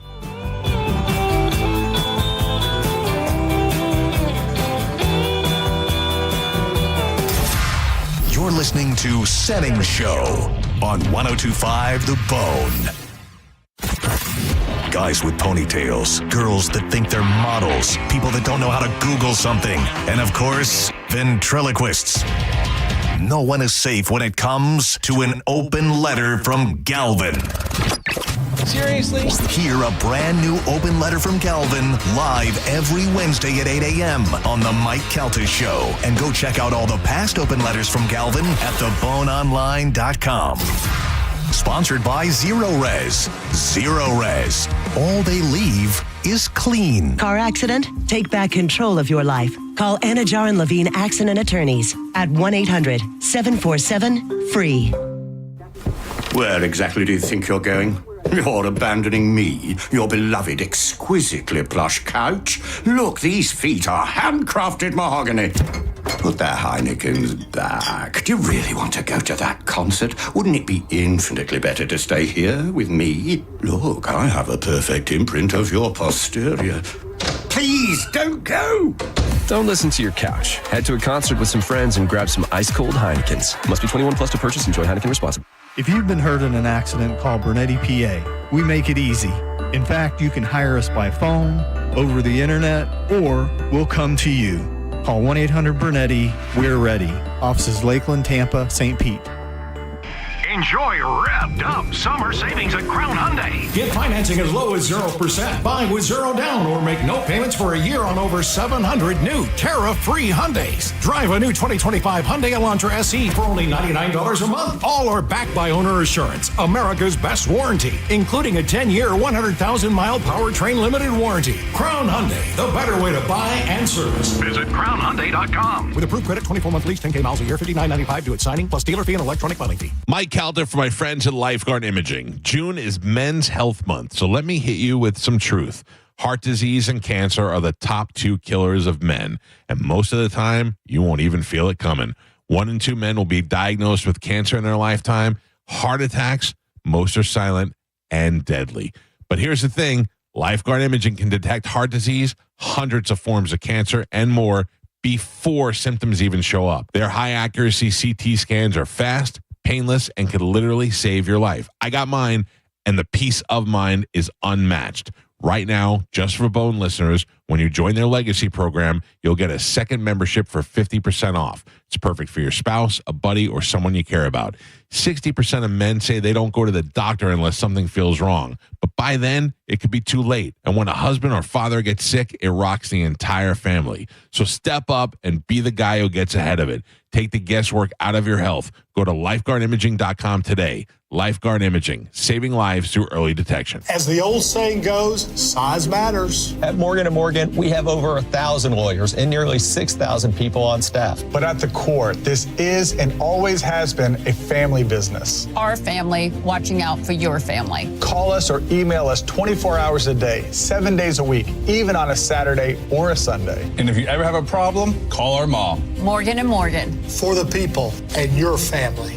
Injured? Dial Pound Law or visit forthepeople.com for an office near you. Getting a new fence doesn't need to be a hassle. The pros at Fence Outlet will help you with everything from start to finish, including measurements, ordering materials, dealing with local ordinances, and complete installation. Consult with a knowledgeable Fence Outlet representative and they'll help you get started today. Go to fenceoutlet.com. License number C10252 and C10803. The guaranteed offer from Mark Spain Real Estate is the easiest way to sell your home. You can save time, make the most money, and eliminate all the hassle this summer. Hey, it's JP. My friends at Mark Spain Real Estate can sell your home with the strongest all-cash offer in the industry and help you move on your timeline. With the guaranteed offer, there are no showings, no open houses, and no costly repairs. Listener Ryan said, quote, Mark Spain Real Estate exceeded our expectations by helping us achieve significantly over our asking price. We received much more than we ever anticipated, and we cannot recommend Mark Spain Real Estate enough, end quote. With over 67,000 satisfied clients, you can trust the most experienced real estate team in the U.S. to sell your home fast and for maximum profit. Choose when you want to move with the guaranteed offer from Mark Spain Real Estate and close in as little as 21 days. Go to markspain.com to find out what your guaranteed offer will be. No obligation. That's markspain.com and start packing.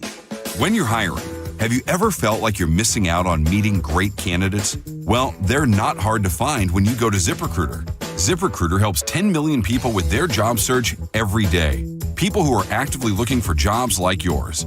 So it's easy to find the right person fast. 4 out of 5 employers who post on ZipRecruiter get a quality candidate within the first day. Try ZipRecruiter for free at ZipRecruiter.com/free. That's ZipRecruiter.com/free. How did Babbel become the award-winning language learning app? We thought of you. All of you.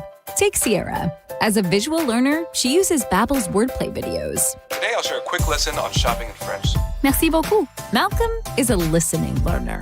So he checks with Babbel's speech recognition to be Precio. However you learn, Babbel makes it easy. Save up to 50% on your Babbel subscription at Babbel.com. That's Babbel.com. This hour of Senning Show is brought to you by Hawkins Service Co. One call handles it all. 1025 The Bone. Real Raw Radio. WHPT, Sarasota, Tampa, St. Pete. And 107.3 WXGL HD2 St. Pete. Live from the WeatherTight Windows studio. And now, back to Senning Show. It's time for John's Choice with your host, John Senning. don't matter anyway. You can rely on the old man's money. You can rely on the old man's money. It's a bitch, girl, but it's gone too far, 'cause you know it don't matter anyway. Say money, money won't get you too far, get you too far. Welcome back to Senning Show. It's time to fire up John's Joints, the juiciest, fresh-picked joints you'll see all day, a.k.a. the news of the day. I'm John Senning. That's Dizzy. And this man has been traveling the back roads of the Blue Ridge Mountains, up, down, around, seeing concerts, and he found his way back to our loving arms. Drew Garabo is back in the building. Hi, great to be back. How you doing? Awesome, guys. It's good to see you again. Welcome. Good trip. Get a little bit of that fresh mountain air. Yeah, it's nice up there. It's less humid, and I would say where it's 92 here, it's about 82 there. That 10 degrees makes all the difference, doesn't it? It really does, dude. My mom and dad every morning have been sharing me with the weather of where they are. Yeah. Dude, woke up this morning. I think they're in the Detroit Lakes, Minnesota or something. It was like 54 degrees. They got their hoodies on and stuff.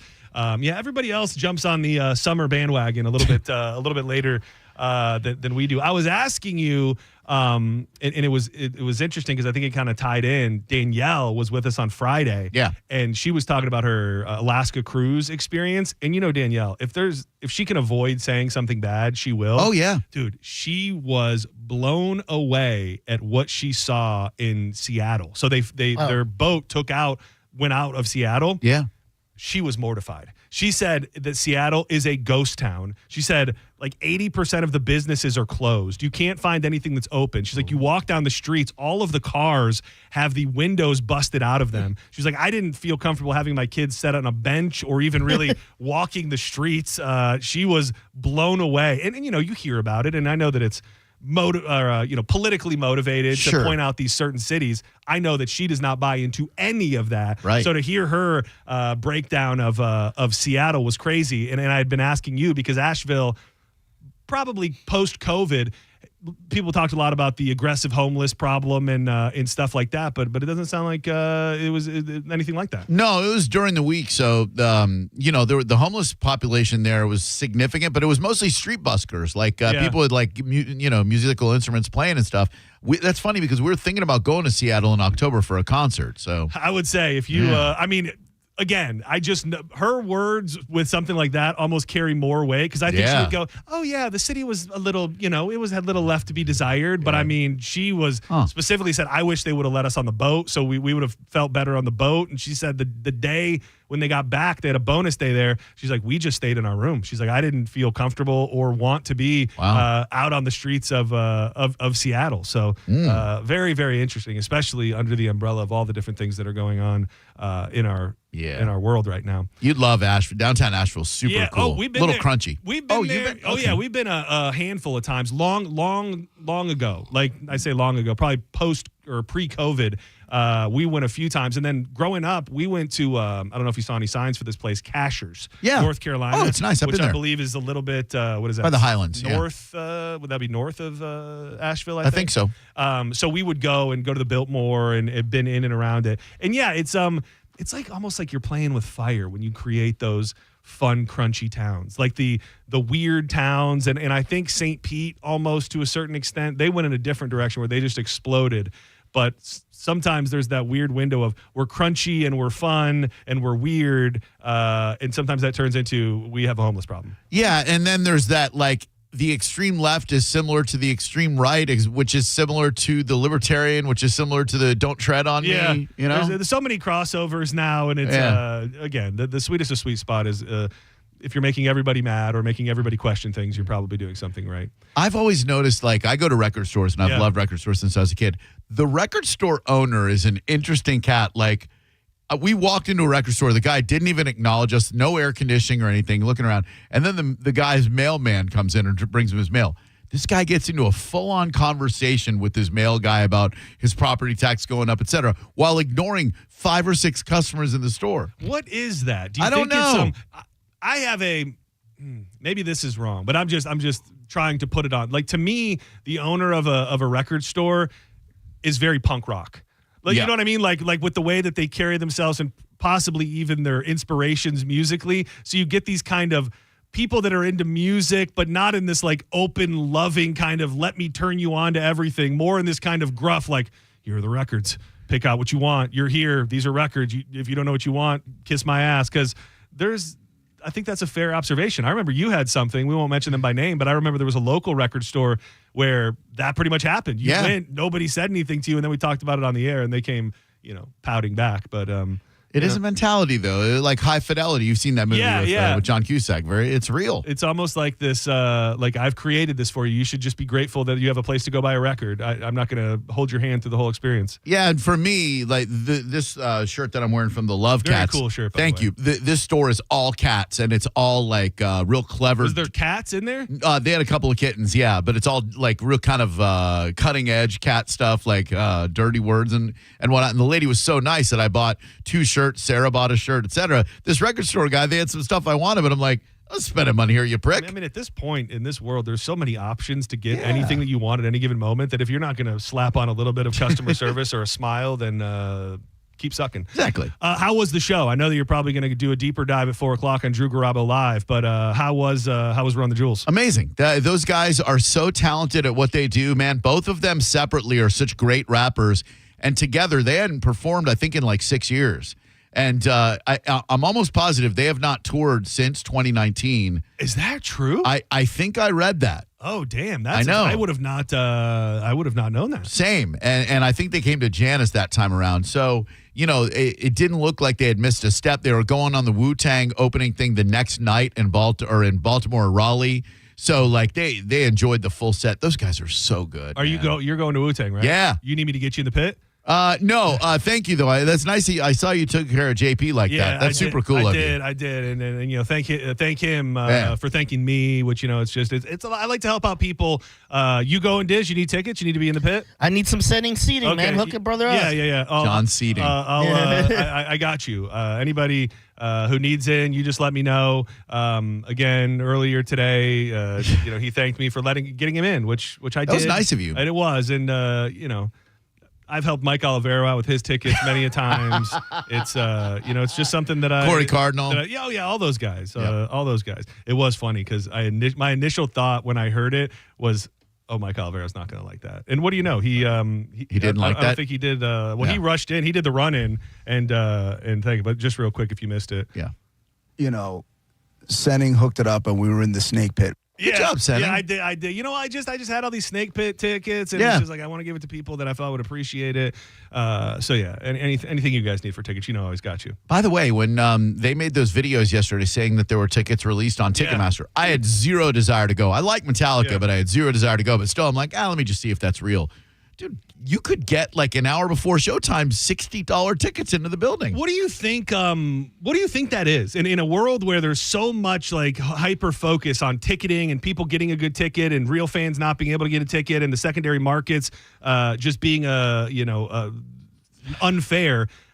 Where were those tickets? Is it just a tactic to say, we know we're holding these and we feel like there'll be enough last minute anticipation that we'll wait till the day of and push them out? Or do they, it's just weird that tickets can come available day of. When they're premium tickets, it's because they've been holding them for VIPs who just aren't going to come to the show. So they release them for sale. When they're upper deck tickets, all I can think of is, and this is the sinister side of me, is that they deal with a bunch of scalpers under the table, and the scalpers were unable to move those seats. So Ticketmaster was like, all right, we'll buy them back to you. Yeah, and from you. When you think scalper, I wonder, is it more of an organizational thing? Like, do they have a backdoor deal with a StubHub, with a Vivid Seats, whatever, where they're like, hey, we're going to throw you 3,000 tickets and then sell them for whatever you want, and they cut a deal? Maybe, because at some point you realize we're not going to sell these this way. So if we frame it as, and that was the other thing too, I saw it in multiple places, and I brought up about how this Metallica thing seemed to have their little tentacles in like every element locally. And I saw, I don't know if this radio station with Ethan, when he did his post, if he used the same thing. But again, I was getting these radio stations from across the state that were doing the same post. I got 98 Rock stuff. I got like 100.9X and all these, and they all used the frame, get them at the OG prices. I don't know if you read that, but it was clearly like a way that they were trying to let people know The only way you could have got them was by overpaying on a secondary market. Now Right. get them for the OG prices of what they would have really been going for when you initially got them. And it just seemed that everything was very calculated, which I got to say, they're an empire and they clearly got to figure it out. They are. They're a brand, an empire, a monster. They do it right. Monster. Is that a Some kind of monster. Some kind. I knew there was a Metallica their documentary. Before we get to the the downright not good news of the day, I had this for earlier, but I think it'll be fun for all of us to talk about. There was a story through the prep service about sauces, and it goes into a bunch of different things about people eat French fries with tartar sauce, which I absolutely love. You find the right tartar sauce, Yum. dude. Oh, really? Oh, dude, that's delicious. So good. Dude, shout out to Kahuna's right here. Their tartar sauce, in my mind, is so above and beyond all tartar sauces. Yeah. It's the most pickly tartar sauce. Like you could almost serve it and tell people it's a pickle dip, and people would go, "Oh, I buy that." It is so full of chunks of pickles. I'll dip anything in that thing. Right. Scrambled You eggs. want to dip your balls in it? I want to dip my balls in it. Scrambled eggs and barbecue sauce. I don't know why that sounds so repulsive, but that sounds repulsive. I'll try it. You put anybody putting ketchup on their eggs here? I tried it. My mom does. Yeah, it's a thing. I mean, I guess I kind of get it. Pickles with buffalo sauce. That's yum. fine. But there's all of these different, studies and numbers and percentages. But the one that really jumped out to me was they said that the average American has 8 sauces in the refrigerator. That sounds about right. That sounds low for me. If you had to give a number, because I saw this and I text Diz, I said, count the sauces in your fridge. And he was already out of his house. But if you had to throw a number out there of how many sauces you think are in your fridge, how many do you think they are? And just to be more pointed, Diz was asking, is that mayo, is that mustard? That's everything. To me, that is salad dressing, that is mayo, that is mustard, that is ketchup, that is hot sauces. Salad dressing too? That is salad. I think those are all sauces. Yeah, it's like it's honey lettuce mustard. sauce. Yeah. Like honey mustard, ranch, like those would be dressings that so if you had to throw out a number, because I counted before I left the house today. Drew, you go first because I feel like yours is going to be lower than mine. If you include salad dressings and condiments, I think I'm between 15 and 20. And I use probably 4 or 5. Okay. I'm probably around there, or maybe even the 20s when I'm really hitting it. Because it's, for one, the hot sauces. I have tons of those. Same. And then, like you said, the salad dressings, because there's a lot of salad dressings I'll use to dip other things in. Yeah. And then that green stuff that you turned me on to, that Johnny the El B Camino? was. Oh my God, that's so good. When I went and saw Sandy, the Balti Bayou at Ian's place, dude, she gave me a little care pack of El Camino, so I got backups right now. Well, I got extras. Oh yeah, dude, I love that. I'll bring you one tomorrow. Thank you. I'm guessing yours 25. Yeah, I'm gonna go higher than that. I'm Higher? gonna say John's over 30. Ooh. He's a sauce whore. Dude, here's the thing. So I have, what I have in the fridge, which is a lot of different condiments and sauces and salad dressings. I have an entire cabinet that is also sauces, because some things I don't think I keep in the refrigerator. So I have other hot sauces I don't keep in the fridge, and then I've got like soy sauce and some other things like that. The amount of sauces that are inside my refrigerator, and I counted them this morning, which I'm almost embarrassed to say now based on your guys' number, was 62 sauces. No way. 62? 62 sauces. You got A1, you got Worcestershire, you got horseradish. What do you got? Starting at the top and working down, if I can kind of visualize it, the first one that I saw was like a wasabi sauce. That was at the top. And then we started working down. I know I had a Caesar dressing. I had a couple different vinaigrettes. Then I had a Chick-fil-A. I had a ranch. Barbecue. A blue cheese. I had actually just went because I made ribs yesterday. So I bought 3 new barbecue sauce. So those were fresh. Those were fresh entries. Yeah. I had this whole little shelf over here. There's like Japanese barbecue, chili oil, sweet and sour, things like that. And then you get up to this little one, which is almost all hot sauces. There's at least 15 hot sauces in the fridge. Right. There's just a lot of sauces, dude. And I would say, I looked at them because I also took it as maybe a moment to try and figure out if I needed to get rid of any. Maybe it's the hoarder in me. I felt like they were all on the use list. Like, I feel like they've all been used within recent memory. You ever think that you've used them within recent memory, and then you look at the expiration and it's 8 years ago? Oh, yeah. That happened to me today. The salad dressing's the worst. Dude, that it does happen. Yeah. You'll go, how is that even possible? Yeah. Like, we've done that before, and I go, Have I moved 3 times with this dressing? Have I brought this dressing to 3 different homes that I've lived in? I'm like, when's the last time I used ponzu sauce? Let me look. Oh, expired 2014. Well, I guess it's been a minute. I'll pick up the salad dressing, and then like all the stuff is at the bottom. Oh, like, yeah. You can't even shake this up. It's there now. And I wanted to ask you guys this one question before we move on to real news. If you had to name a food that is, what's the right way to frame this? That is, maybe the food's delicious, but in your mind is nothing more than a vessel for the sauce. Oh, Easy. The chicken nugget, Yeah, right? chicken strips, chicken nuggets. I'm not going to raw dog that. I need a sauce. It's kind of like you with the McDonald's breakfast. Yeah. If there's no soda, I'm not Coca-Cola. I'm not having it. If there's no sauce, I'm not eating that. Well, you guys are on the right path because the first 2 were French fries and chicken nuggets and chicken wings. But French fries are, I think, stand on their own. Like you can have a really good fry and enjoy that, but just the sauce makes it better. Yeah. A chicken nugget is so boring without a sauce. You think there are people out there eating chicken nuggets with no sauce? It can't be.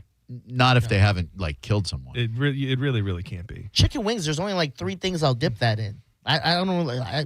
I'll raw dog a chicken. Oh, dude, wing. I got like a whole. And that's the thing too. It blue might cheese be or ranch. Both. I got same. both. Yeah. I got both. And like last night, for example, when I made the ribs, so I do my ribs 0 sauce, and I like to get into where they're pretty much falling off the bone, so I can rip it right off and dip them. 5 sauces.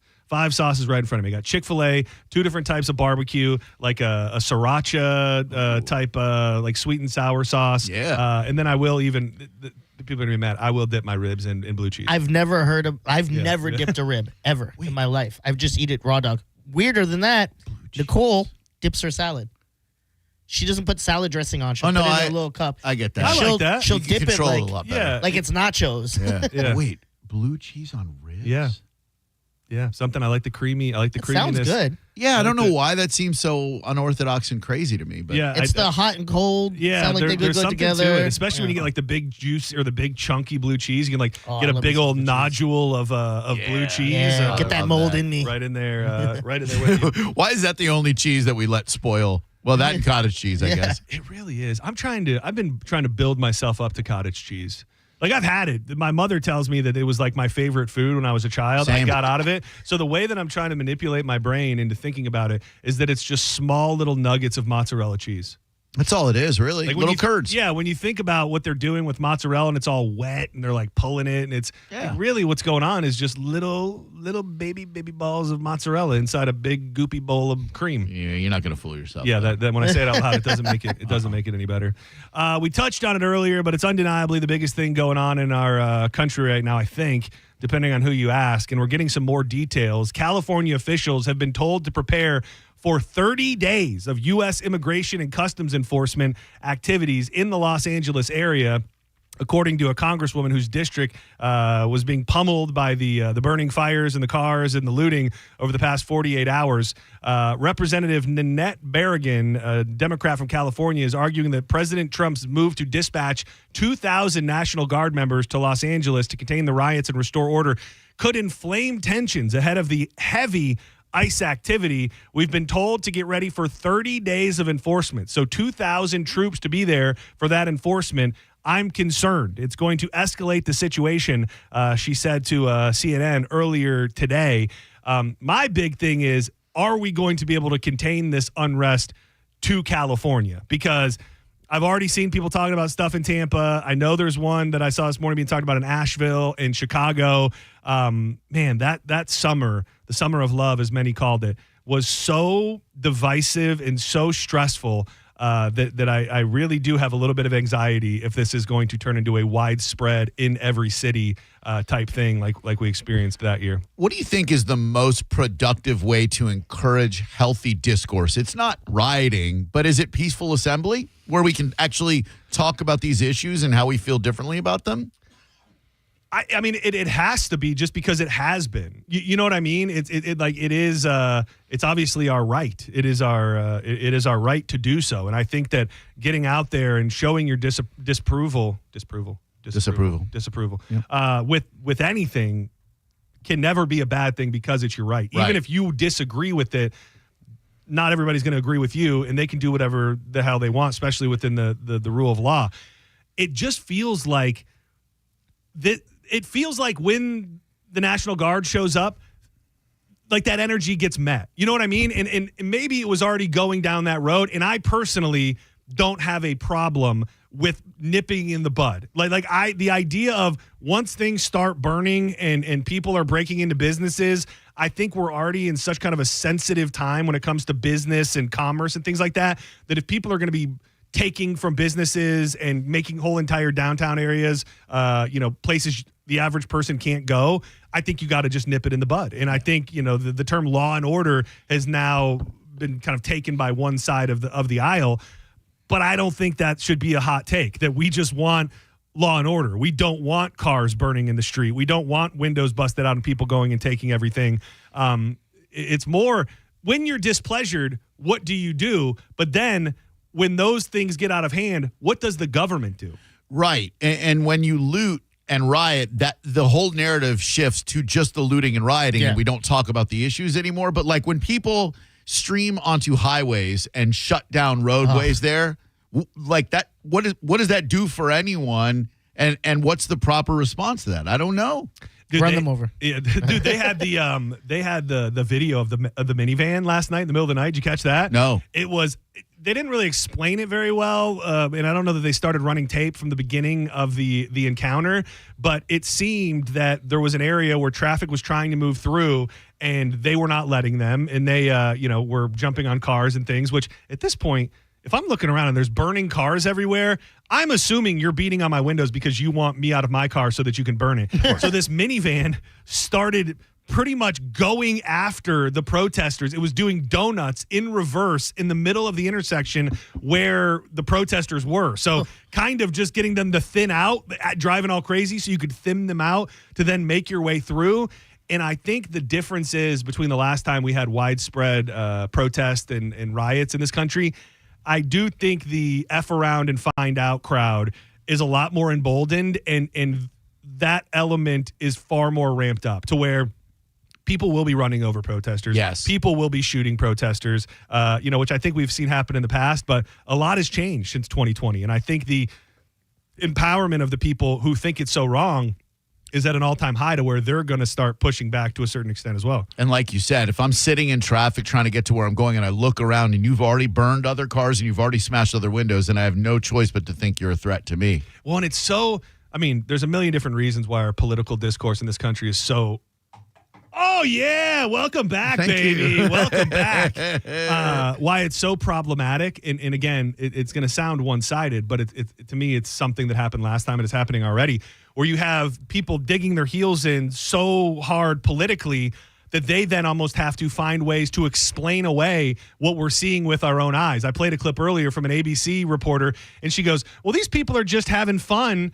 Is that the oh, yeah. Oh, yeah. These people are just having fun watching cars burn. And that bringing in the National Guard is only going to make things worse. Okay. I don't think that is an option. No. You know what I mean? Like, I don't think it obviously wasn't the entire group that set the cars ablaze, but there was an entire line of those Google cars that got set on fire. At that point, hate to be a fuddy-duddy, there is a crime that has been committed here. Yeah. And like the fun is over. Like we're not having fun anymore. So trying to find people who can stick with their political beliefs while also calling out what they see in front of them is not totally cool seems to be harder and harder. Do you know who the worst protesters are? Tell me. Environmental protesters. Yeah. The ones that just go to like the Mona Lisa is like, I'm going to throw some mashed potatoes on this bitch. Oh, man. The Nothing.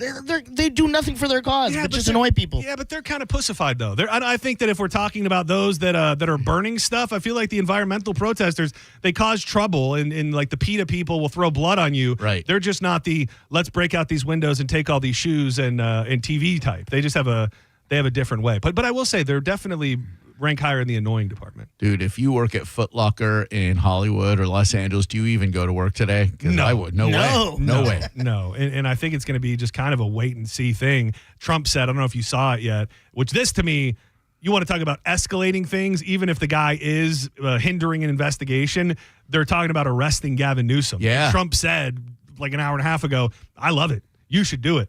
That image of Gavin Newsom getting locked up, that's not going to do much good for the relationship amongst Americans. Or, what do you say? It sounds like you're locking up your political opponents. Right. Even if the guy is, not letting you yoke up all of objectionable language. I do apologize for that. Let me hit this one real quick. Probably the biggest local story that this morning sounded like one thing, and now that we're getting the update, sounds like something completely different. A man is accused of holding a woman against her will and later stabbing her to death at a Tampa park. The Hillsborough County Sheriff's Office said they received 911 calls about a stabbing at Country Run Park on Pepperfield Drive. I think this is Carrollwood. I don't think this is like a bad part of town. No. I hate to say it. Deputies arrived at the scene and learned that about a dispute that had occurred between a 70-year-old Manuel Gonzalez and 73-year-old Alita Simmons. Dude, 70 years old is... Dude, you're too old for this. This Too old for stabbing. This life is not for you. Correct. The sheriff's office said both Gonzalez and Simmons suffered stab wounds and were taken to a nearby hospital. A deputy said that Simmons died from her injuries. Gonzalez remains at the hospital. He's been charged with premeditated first-degree murder with a weapon and armed kidnapping. Chad Chronister released a statement. This violent incident is in a place meant for families and children and is both disturbing and unacceptable. Our detectives are committed to uncovering the full truth behind this tragic incident. If anyone has any information, obviously get in touch with the Hillsborough County Sheriff's Office. I've heard it kind of reported a couple different ways, in that this guy it feels like maybe they knew each other, but he had kidnapped this woman, and somehow they ended up in a park stabbing each other, and the woman did not make it. This guy's not doing well either. Usually when you hear about something like this, it's a murder-suicide because one of them is afflicted with a fatal disease, and it's a murder-suicide. Yeah, this is different. You were talking, I think it was early last week, about old people getting divorced. And I remember we had that run of stories about old people getting into those domestic disputes. Remember, there was a story from last year. I want to say that the woman, people were old, definitely over 70, maybe towards their 80s. She found a love letter from her husband's high school girlfriend and got so insanely mad that she attacked the guy. I don't think he died, but I would just, for the most part, think that by the time you make it to 70, those feelings of jealousy and rage have left your body. Yeah, and like, you suppose you're getting that info for the first time, and it happened in 1960. You're like, oh, okay, well, we've had these years of bliss together. You would think. It was so funny. Right along that same line. Yesterday afternoon, I've had my parents' record collection in my house for months now, and we keep saying we need to go through it. And a lot of stuff that was theirs their whole life, but also a lot of stuff that we listened to in the house. So we're going through all of it, and I had to take a picture and send it to my mom because we found her original Fleetwood Mac Rumors album, and it said it was written all over, and it said "I love Benny" all over it. Who's that? And on the back it said, like in big letters, "I love Benny," and the guy's full name. So I had to take a picture and send it to her. I sent it just to her. Yeah. I don't think that it would have sent the real Red John into a rage, but it was just very, very We funny. gotta find this prick. to Yeah, see. did you Google the person? I've heard of him before. Oh, okay. I knew there was there was something I knew. You know, like I know there was some other guy, and she just responded and said, "Ha, I was 12 years old." Yeah. So she wasn't participating in any slander about this guy. I hate saying this because I know my mom listens to you every day. Mom, turn your radio off.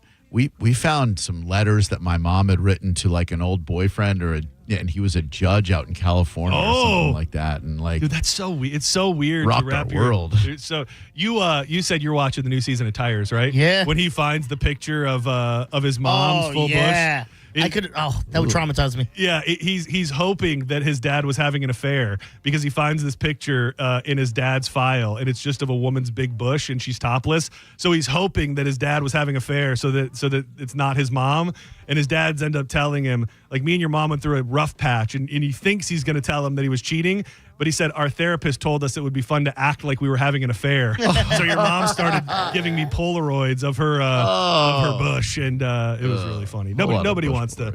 What would be worse? Finding pictures of an affair that you didn't know, or finding just straight up nudes of your mom? Straight up nudes. Sounds like a great question for Would You Rather Wednesday. Oh, that's good. All right, we'll save it for that. That's a good one. Thank you for setting me up. Do not go anywhere. We come back. More joints to get into.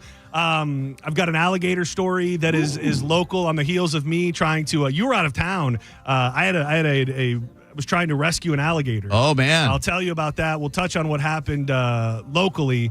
And I still have my smoking hot gun of Joel Osteen's family murder that I think maybe he committed. But before we go to break, let's tell you about Win Derby right here in beautiful St. Petersburg. You may think to yourself, I like the idea of going and playing Ultimate Texas Hold'em, but I don't really understand how to play it. They have taken the guesswork out of that process. They put up 2 giant murals on both sides of the poker room that explain every single detail of the game. Now even a novice can be a pro. Derby Lane, Win Derby at Derby Lane is a great place to begin or end your night out with friends, family, loved ones, etc. So roomy, so spacious. It's perfect for your large group, even an office outing.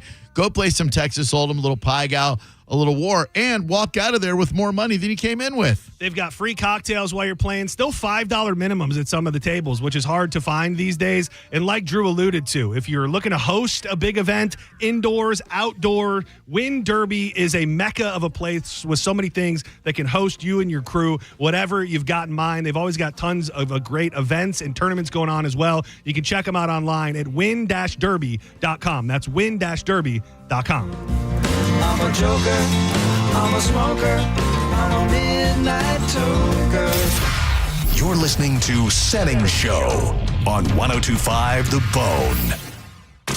NASCAR lives right here on 102.5 The Bone. Sponsored by Jerry Ohm. This week, the Viva Mexico 250 is at 3 p.m. with coverage starting at 2. Live from Mexico City. Race days, Sundays, where NASCAR lives in Tampa Bay. Right here on 102.5 The Bone. Sponsored by Jerry Ohm Jeep Ram. #1 in the country. Now, a Bone traffic update from the Farah and Farah Personal Injury Attorneys Traffic Center. Our biggest problem continues to be along I-4 in eastern Hillsborough, where crews have been battling a vehicle fire eastbound near Mango Road. It's been blocking the right lane with delays stretching back to Hillsborough Avenue. An accident along northbound I-275 at Ashley has been blocking the right lane of the off-ramp. There's also a crash along Fletcher near Nebraska. In Pinellas, an accident has had the 2 right lanes blocked, northbound on Keene Road at Sunset Point, and westbound on Almerton Road between 66th Street and Belcher has the 2 left lanes blocked. Another crash has been affecting both directions of Omaha Street and Alderman Road. This is Jim with traffic. Save time and money with mobile service at Jerry Ohm Chrysler Dodge Jeep Ram. They come to you and perform on-site simple repairs or routine maintenance. Schedule mobile service with Jerry Ohm today. Online at jerryohm.com. Tampa is Ohm country. See dealer for complete details. Are you looking for quality fencing material but not sure where to start? Fence Outlet has everything from wood to aluminum, vinyl, and chain link. They even have fence-in-a-box starter packages that contain everything for the average backyard. Consult with a knowledgeable Fence Outlet representative and they'll help you get started today. Go to fenceoutlet.com. License number C10252 and C10803. Quitting tobacco isn't easy. The good news is Tobacco Free Florida is here to help you quit your way. When you call Tobacco Free Florida's phone quit service, you'll receive one-on-one sessions with a coach who can help you on your quit journey. You may also qualify for free nicotine replacement therapy like patches, gum, or lozenges. Whatever your reason to quit is, Tobacco Free Florida can help you get started. Call 1-877-YOU-CAN-NOW.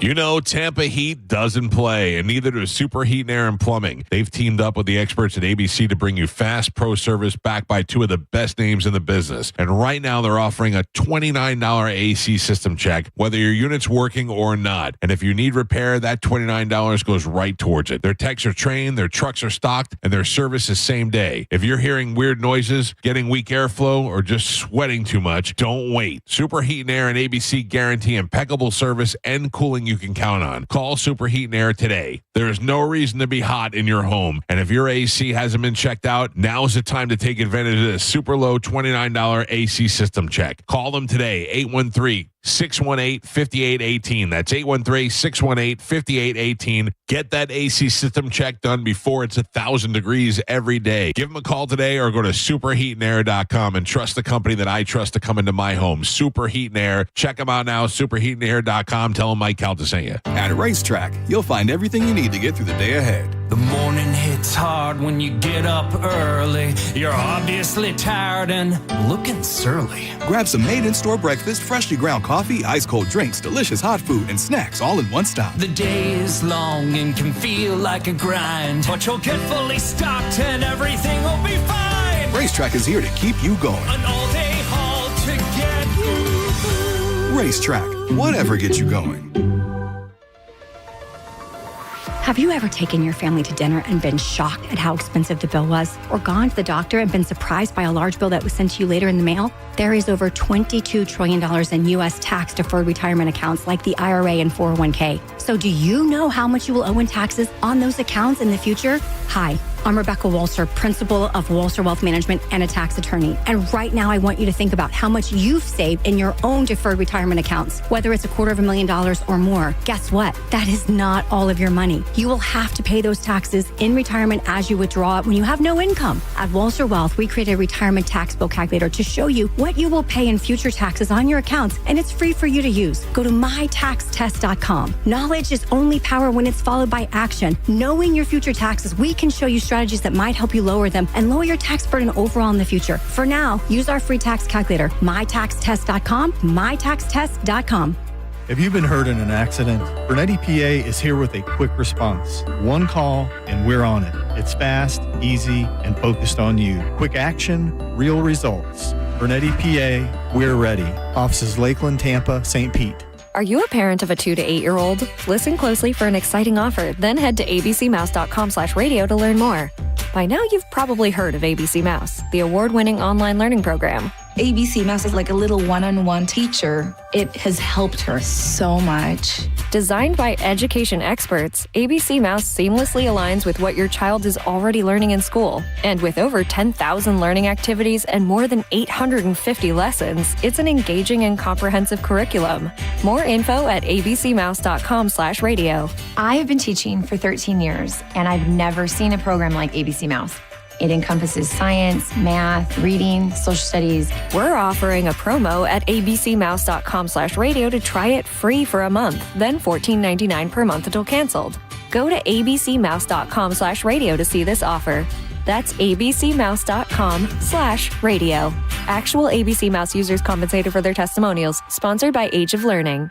Hockey, beer, boats. Tampa Bay's favorite hat trick is back. The Lightning and Creative Loafing present Boats Brewfest, presented by Publix. Friday, August 1st at Amalie Arena. Sample hundreds of local and international beers, games, and more. Get info and tickets at boatsbrewfest.com.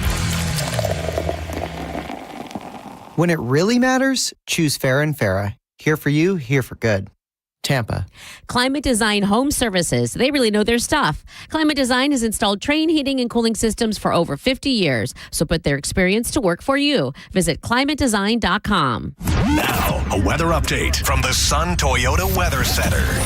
Sun, Toyota.com. I'm Fox 13 Chief Meteorologist Paul Delgado. Any inland showers ending tonight, otherwise warm and steamy, lows near 80. Rain chances on the rise next couple of days. Partly cloudy on Tuesday, some afternoon storms and highs about 92. Now, back to Real Raw Radio. Sponsored by Anajar and Levine, Accident Attorneys. Call 1-800-747-FREE. That's 1-800-747-3733. Now, back to Senning Show. With your host, John Senning.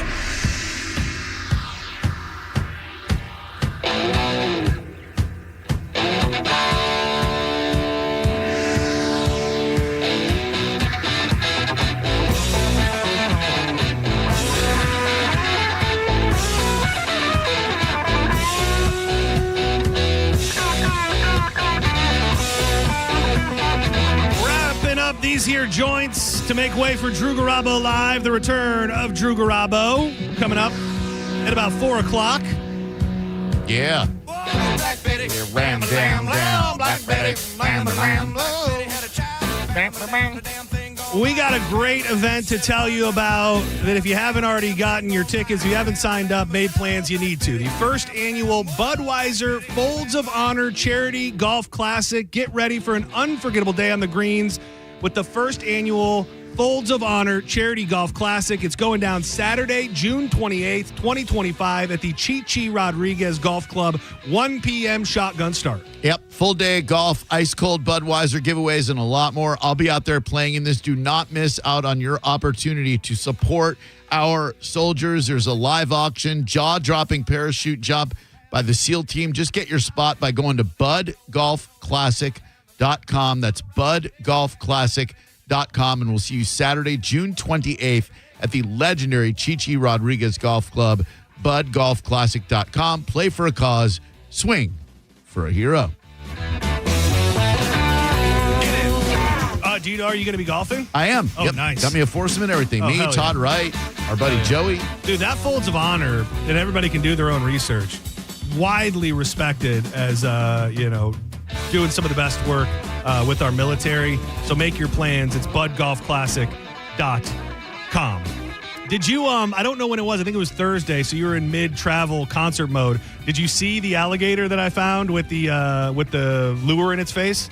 I saw you post something about it, but I didn't get any of the details. Yeah, I was trying to find a way to help it. It's now missing and or gone, but we were literally walking Brody probably 6 feet away from it. I didn't even see it. And Danielle was like, oh my God, there's an alligator right there. And this poor guy had a fishing lure in its mouth. And for the longest time, I thought it was just in its mouth, but I had went home. They went back home, and then I came back. I had big thoughts that I was going to try and save this thing. And I found out that it was hooked not just through the mouth. It was through his front foot, claw in his face. So he couldn't even really swim. And I called people. Nobody came. I left a message with the FWC. Some people from the neighborhood said they were going to go out there. Javon was going to go if I saw him again. But as soon as I tried to approach it, it got in the water, and then I never saw it again. So a lot of people saying that happens and that it'll rust out. But I don't think that guy. I don't think that guy had a very good chance of making it. Don't you wish you could just convince animals that you're there to help because they don't know? Dude, it's so funny you say that because I got down there the second time, and I told this already, but I had a long pole that I was hoping that maybe I could just like jiggle it with, and maybe it would like unhook from at least his face. Yeah. So I start kind of like getting the pole near it, and it's looking kind of sketched out. And then my second thought was I brought a bunch of towels, and I was going to throw towels over top of it, and then I was going to try and get on it and just pull it out of its foot at the very least. Like just I had a pair of needle nose pliers, and I was going to pull it out of there. Hell yeah. And it's looking at me, and it looked like, how can a gator look? But it looked like he knew? Like this sucks. Help me, Jesus. Like I need you. And I just said to it, I said, if you make one small move towards me, that will let me know that you're going to let me help you, and you're going to be down with me taking this out of your face. What did he do? It did not. He did not do that. He did the opposite of that. As soon as I approached it with my towels to throw over its head so that I could save it, it went right into the water and was never seen again. But sorry, it's and Javon said, he works here and he is also a professional gator trapper. I was worried about calling someone who was just going to kill it. Sure, like that was my thought. Is they'll be like, it's got to die. He said that they take calls like that and they'll just get the gator free and leave him where he is. Yeah, I think it depends on what trapper you go with. Yeah, and the size. This guy was probably somewhere between 4 to 5 foot, so he's kind of a baby, a little bit of a baby. So I don't think he would have been that big of a concern yet. But like I said, he's missing. He's gone. Well, speaking of animals, I'm super psyched because I won a charity auction and I got a meet and greet with Lucifer, that hippo that's down in Thona de Sasso. We're gonna have dinner tonight. I'm super excited. Is her name Lucifer? That's what I saw. Oh, I thought it was just Lulu. Yeah, I read today that's short for Lucifer. Oh, is it? That's what I read. And people loved it so much. Oh, so yeah. So I hope that goes well. I hope Thanks. that I hope that everything goes really, really well. Thanks. I'll maybe dig into it a little bit more tomorrow, but there's a story popping up all over about Zeus the dog out in Wesley Chapel who found himself in the mouth of a giant alligator. Zeus, the Al-Khatib's family's Al-Khatib. His family's beloved German Shepherd suffered serious injuries during a surprise alligator attack. Aren't all gator attacks technically a surprise? Except the planned one. Hey, be sure you're down here at 4:30 so I can eat you. I'm going to get you. I'm going to get you one day. You don't know when, but I am going to get you. Should it be a really surprise if you let your animal near a body of water that a gator ate it? No. I mean, it's even if you think there aren't gators in water. And I'll tell you, I can preach that all day long. We weren't super close to the water, but if that gator did not have that stuff in his mouth and wasn't in need, I don't know that it wouldn't have charged at us. And it wasn't in the water. It was out of the water. So I thought I was in the safety zone. It was just in the tall grass. But if that was a hungry gator that wanted to make a run at Brody, I'm not sure his old ass was ready for the fight. Oh, man. So I mean, yours was. I'd like to to think that I'm better than that, but I could have been here. I could have been here on Friday morning telling you the saddest story known to man.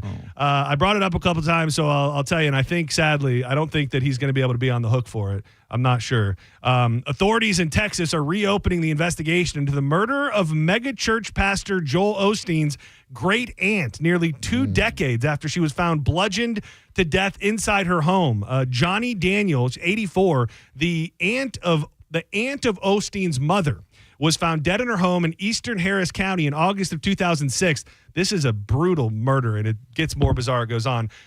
Her head was smashed in. Oh, my God. But the place where it gets real crazy, God's will. She had a copy of the New Testament and a pencil on her chest. A claw hammer in a bloody towel lay beside the elderly woman. He did it. So how old is Joel Osteen? Let's do some math real quick. 50-something. 60-something ago? So Joel's the age. He is 62 years old. Close. So can you do the math real quick on that? Sure. Go ahead. Hit me. What was Joel Osteen's age in 2006? 62 minus 19. I do. 40. Oh, dude. 3. Dude, 43. Easily could have murdered. He totally could have done it. Yeah, easily. The 43-year-old, now the senior deputy on the case, said the Daniels capital murder case from 2006 is back open and very much active and is currently assigned to the homicide unit. Dude, you want to talk about a shocking thing. Again, from what I understand, nobody is saying this except us, but could you imagine a young, not even young, a 40-something-year-old Joel Osteen tormented by the word of the Lord, killed his great aunt with a claw hammer and then laid a Bible on her chest? And what if she's guilty? You were in the same place. What if she's guilty of one of the 7 deadly sins? Oh, no, that's what I was going to say. Sounds like a Righteous Gemstones episode. Yeah, that too. Yeah. It really could. Family members say that she was a kind-hearted and wonderful woman. The elderly woman's brutal murder shocked the community, with one neighbor saying it's sad someone would do that to an old defenseless lady. Authorities were then left without answers for weeks until officers arrested a neighbor on an unrelated stabbing from September. Those charges ended up not sticking. They did find his DNA in the home, but he ended up not being charged with the murder. Does it say in that story that Joel Osteen is not a person of interest? No. So to me, that means he is. I mean, the case is dude, what a wild. Oh, that'd be so great if he was found guilty. Amazing. Of that. And I gotta say, Joel Osteen, total serial killer vibes. Oh yeah. Like it would be the least shocking thing ever. Like you would go, Yep. Yeah, I kind of see that. I heard you guys talking about it. I think it was last week, bringing up the story, and he's done a bunch of weird things. Yeah. But when it flooded, and it flooded in Houston, and did not let anybody into his church. He's like, these are new walls. I'm not letting you in. Okay, you let bums stink in here. Yeah, that should have been the first sign that maybe Joel Osteen's not that good of a guy. Not that you needed a bunch of different things, but that would have been at least your first sign. He has serial killer face for sure. Oh, dude, he does. God, like, that smile is it's Joker-esque. Yeah, I'm not. I just love the Lord. Where did they get a load of me? Yeah. Did you have a Joel?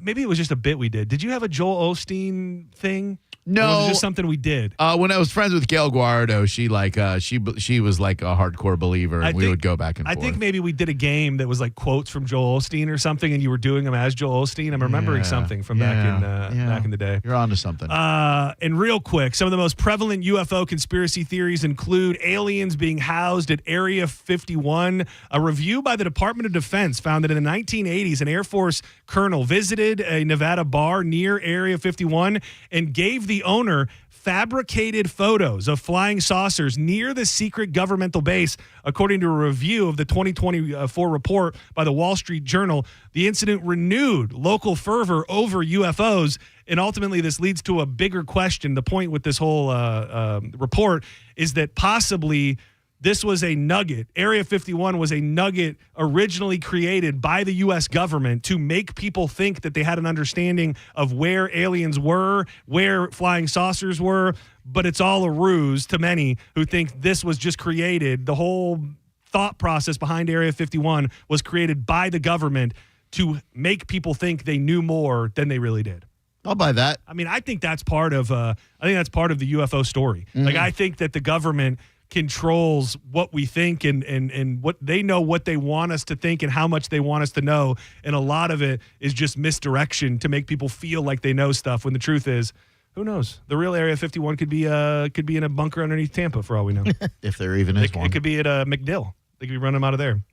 Do not go anywhere. Drew Garabo Live. We'll be back with Drew Garabo Live in about 7 minutes with a cat named Mo. Do not go anywhere. But before we do that, we'd love to tell you about our good buddy, Jeff Borum. He's your real estate guy. If you need a home sold, if you're looking to buy a home, if you have any questions involving real estate, marketing, anything, just go to Jeff Borum. The dude knows everything. He lives here. He works here. He plays here. BORHAM for Jeff Borum. You know, getting married, you're starting your new life with your partner. In most people's mind, that is a time filled with love and definitely not much stress. But depending on what's going on with your living situation, if you're buying a new home, possibly selling 2 other homes, you can find some hurdles, but not when you go with Team Borum, because they realize and accept that time should be full of bliss. They will take care of every single little detail to make sure you don't have to worry about anything. No matter what life throws at you, you got to go with Team Borum. Powered by eXp Realty, Team Borum will give you options, buy your home, sell your home, rent your home, and there's no risk. They'll let you out of the contract at any time. Google them right now, BORHAM, and you could be packing tonight. Senning Show will be back live tomorrow at 1 p.m. Again, JP, you're welcome for those Snake Pit tickets. Not a problem at all, buddy. Don't go anywhere. You're listening to Senning Show on 102.5 The Bone. We are Real Raw Radio. 102.5 The Bone. Let's have some summer fun in the summer sun, Bone fam. It's the Neutral Summer of Music, presented by Neutral. Win tickets to some of the summer's biggest shows, like Thomas Rhett, Katy Perry, Jason Aldean, and more. Plus, score Neutral summer gear, including hats and coolers. Scan the QR code at participating Florida Circle K's, Miller's Ale House, or at the Blind Goat in Tampa to enter. Neutral. Keep it tasty. Visit theboneonline.com for more details. Now, a Bone traffic update from the Farah and Farah Personal Injury Attorneys Traffic Center. Our biggest problem continues to be along I-4 in eastern Hillsborough, where crews have been battling a vehicle fire eastbound near Mango Road. It's been blocking the right lane with delays stretching back to Hillsborough Avenue. An accident along northbound I-275 at Ashley has been blocking the right lane of the off-ramp. There's also a crash along Fletcher near Nebraska. In Pinellas, an accident has had the 2 right lanes blocked, northbound on Keene Road at Sunset Point, and westbound on Almerton Road between 66th Street and Belchero has the 2 left lanes blocked. Another crash has been affecting both directions of Omaha Street and Alderman Road. This is Jim with traffic. After you've been injured at no fault of your own, you shouldn't be stuck footing the medical bills or dealing with lost wages. Farah and Farah's accident attorneys are here to make it easy. Contact Farah and Farah, 1-800-500-5555, farahandfarah.com. Make it a Farah fight, Tampa. Pin Chasers has Bone Bowling Night every Wednesday night for just $12.99. It's all you can bowl from 9 until close. Go to pinchasers.net to reserve your lane, and you'll get that same great deal at the Pin Chasers in Pasco County, in Brandon, the one on Armenia, and the one right off the Veterans on Hillsborough. Tons of great indoor fun for your friends and family. Pinchasers.net. Bowling, food, and fun at Pin Chasers. Fence Outlet has the largest selection of fencing options in the state with over 400,000 square feet of showroom and warehouse space. Get 0% financing for 12 months for your gorgeous new fence. Book your appointment online today. Go to fenceoutlet.com. License number C-10252 and C-10803. Hi, I'm attorney Fran Hosh. Being involved in a car or motorcycle accident can be stressful. I've dedicated my career to helping accident victims and their loved ones. If you need an attorney you can trust, give me a call today at 866-LAW-FRAN. We will give you a free case evaluation and won't charge you any fees unless you recover money. Give me a call today at 866-LAW-FRAN, 866-LAW-FRAN, or visit me online at lawfran.com. Main office, Palm Harbor. It's Jeff Jr. from Trajan Wealth, and I've got something important to talk to you about, your 401k. If you have changed jobs, there are 2 very important considerations. You don't want to leave your 401k behind, and you don't want to roll it over into your new company plan without consulting Trajan Wealth first. 401ks will often have limited investments or age-based options. Since companies have to make choices to suit all employees, they may not be suited to you, which could cost you fees and money. When you roll over your 401k into an IRA, you not only keep your money growing tax deferred, but you also gain access to a world of investment options specifically designed for you. Trajan Wealth and our fiduciary advisors have helped thousands, and we can do the same for you. Call Trajan today at 813-550-1000. That's 813-550-1000. Advisory services offered through Trajan Wealth LLC, an SEC registered investment advisor. At Brandon Honda, get 0 down, 0 security deposit, 0 first payment, 0 do it signing. Hi, I'm Sam Robbie. Get a brand new Pilot for just $399 per month, new passports just $329 per month, or get a new HRV for an incredible $149 per month. Plus, get a real nationwide lifetime warranty, unlimited time, unlimited miles. Visit BrandonHonda.com to get your best price and payments right online. Get all the facts at BrandonHonda.com. Call 813-279-1222 for more information. The heat is on, and when the heat is on, your AC is on, and when your AC is on, your money is gone. Power companies love it, but Solar Bear says enough is enough. Stop renting your power from the power companies. Go solar now and own your power and get your first 12 months completely free. That's 0 power payments for an entire year. Solar Bear is Florida's local solar expert, not some national chain. With over a decade of experience and thousands of 5-star reviews, they're the name you can trust. Call Solar Bear today or visit solarbear.com and start saving before your next bill shows up. When you're hiring, have you ever felt like you're missing out on meeting great candidates? Well, they're not hard to find when you go to ZipRecruiter. ZipRecruiter helps 10 million people with their job search every day. People who are actively looking for jobs like yours. So it's easy to find the right person fast. 4 out of 5 employers who post on ZipRecruiter get a quality candidate within the first day. Try ZipRecruiter for free at ZipRecruiter.com/free. That's ZipRecruiter.com/free. How did Babbel become the award-winning language learning app? We thought of you. All of you. Take Sierra. As a visual learner, she uses Babbel's wordplay videos. Today I'll share a quick lesson on shopping in French. Merci beaucoup. Malcolm is a listening learner. So he checks with Babbel's speech recognition to be Precio. However you learn, Babbel makes it easy. Save up to 50% on your Babbel subscription at Babbel.com. That's BABBEL.com. If you suffered an injury at a place of business, dial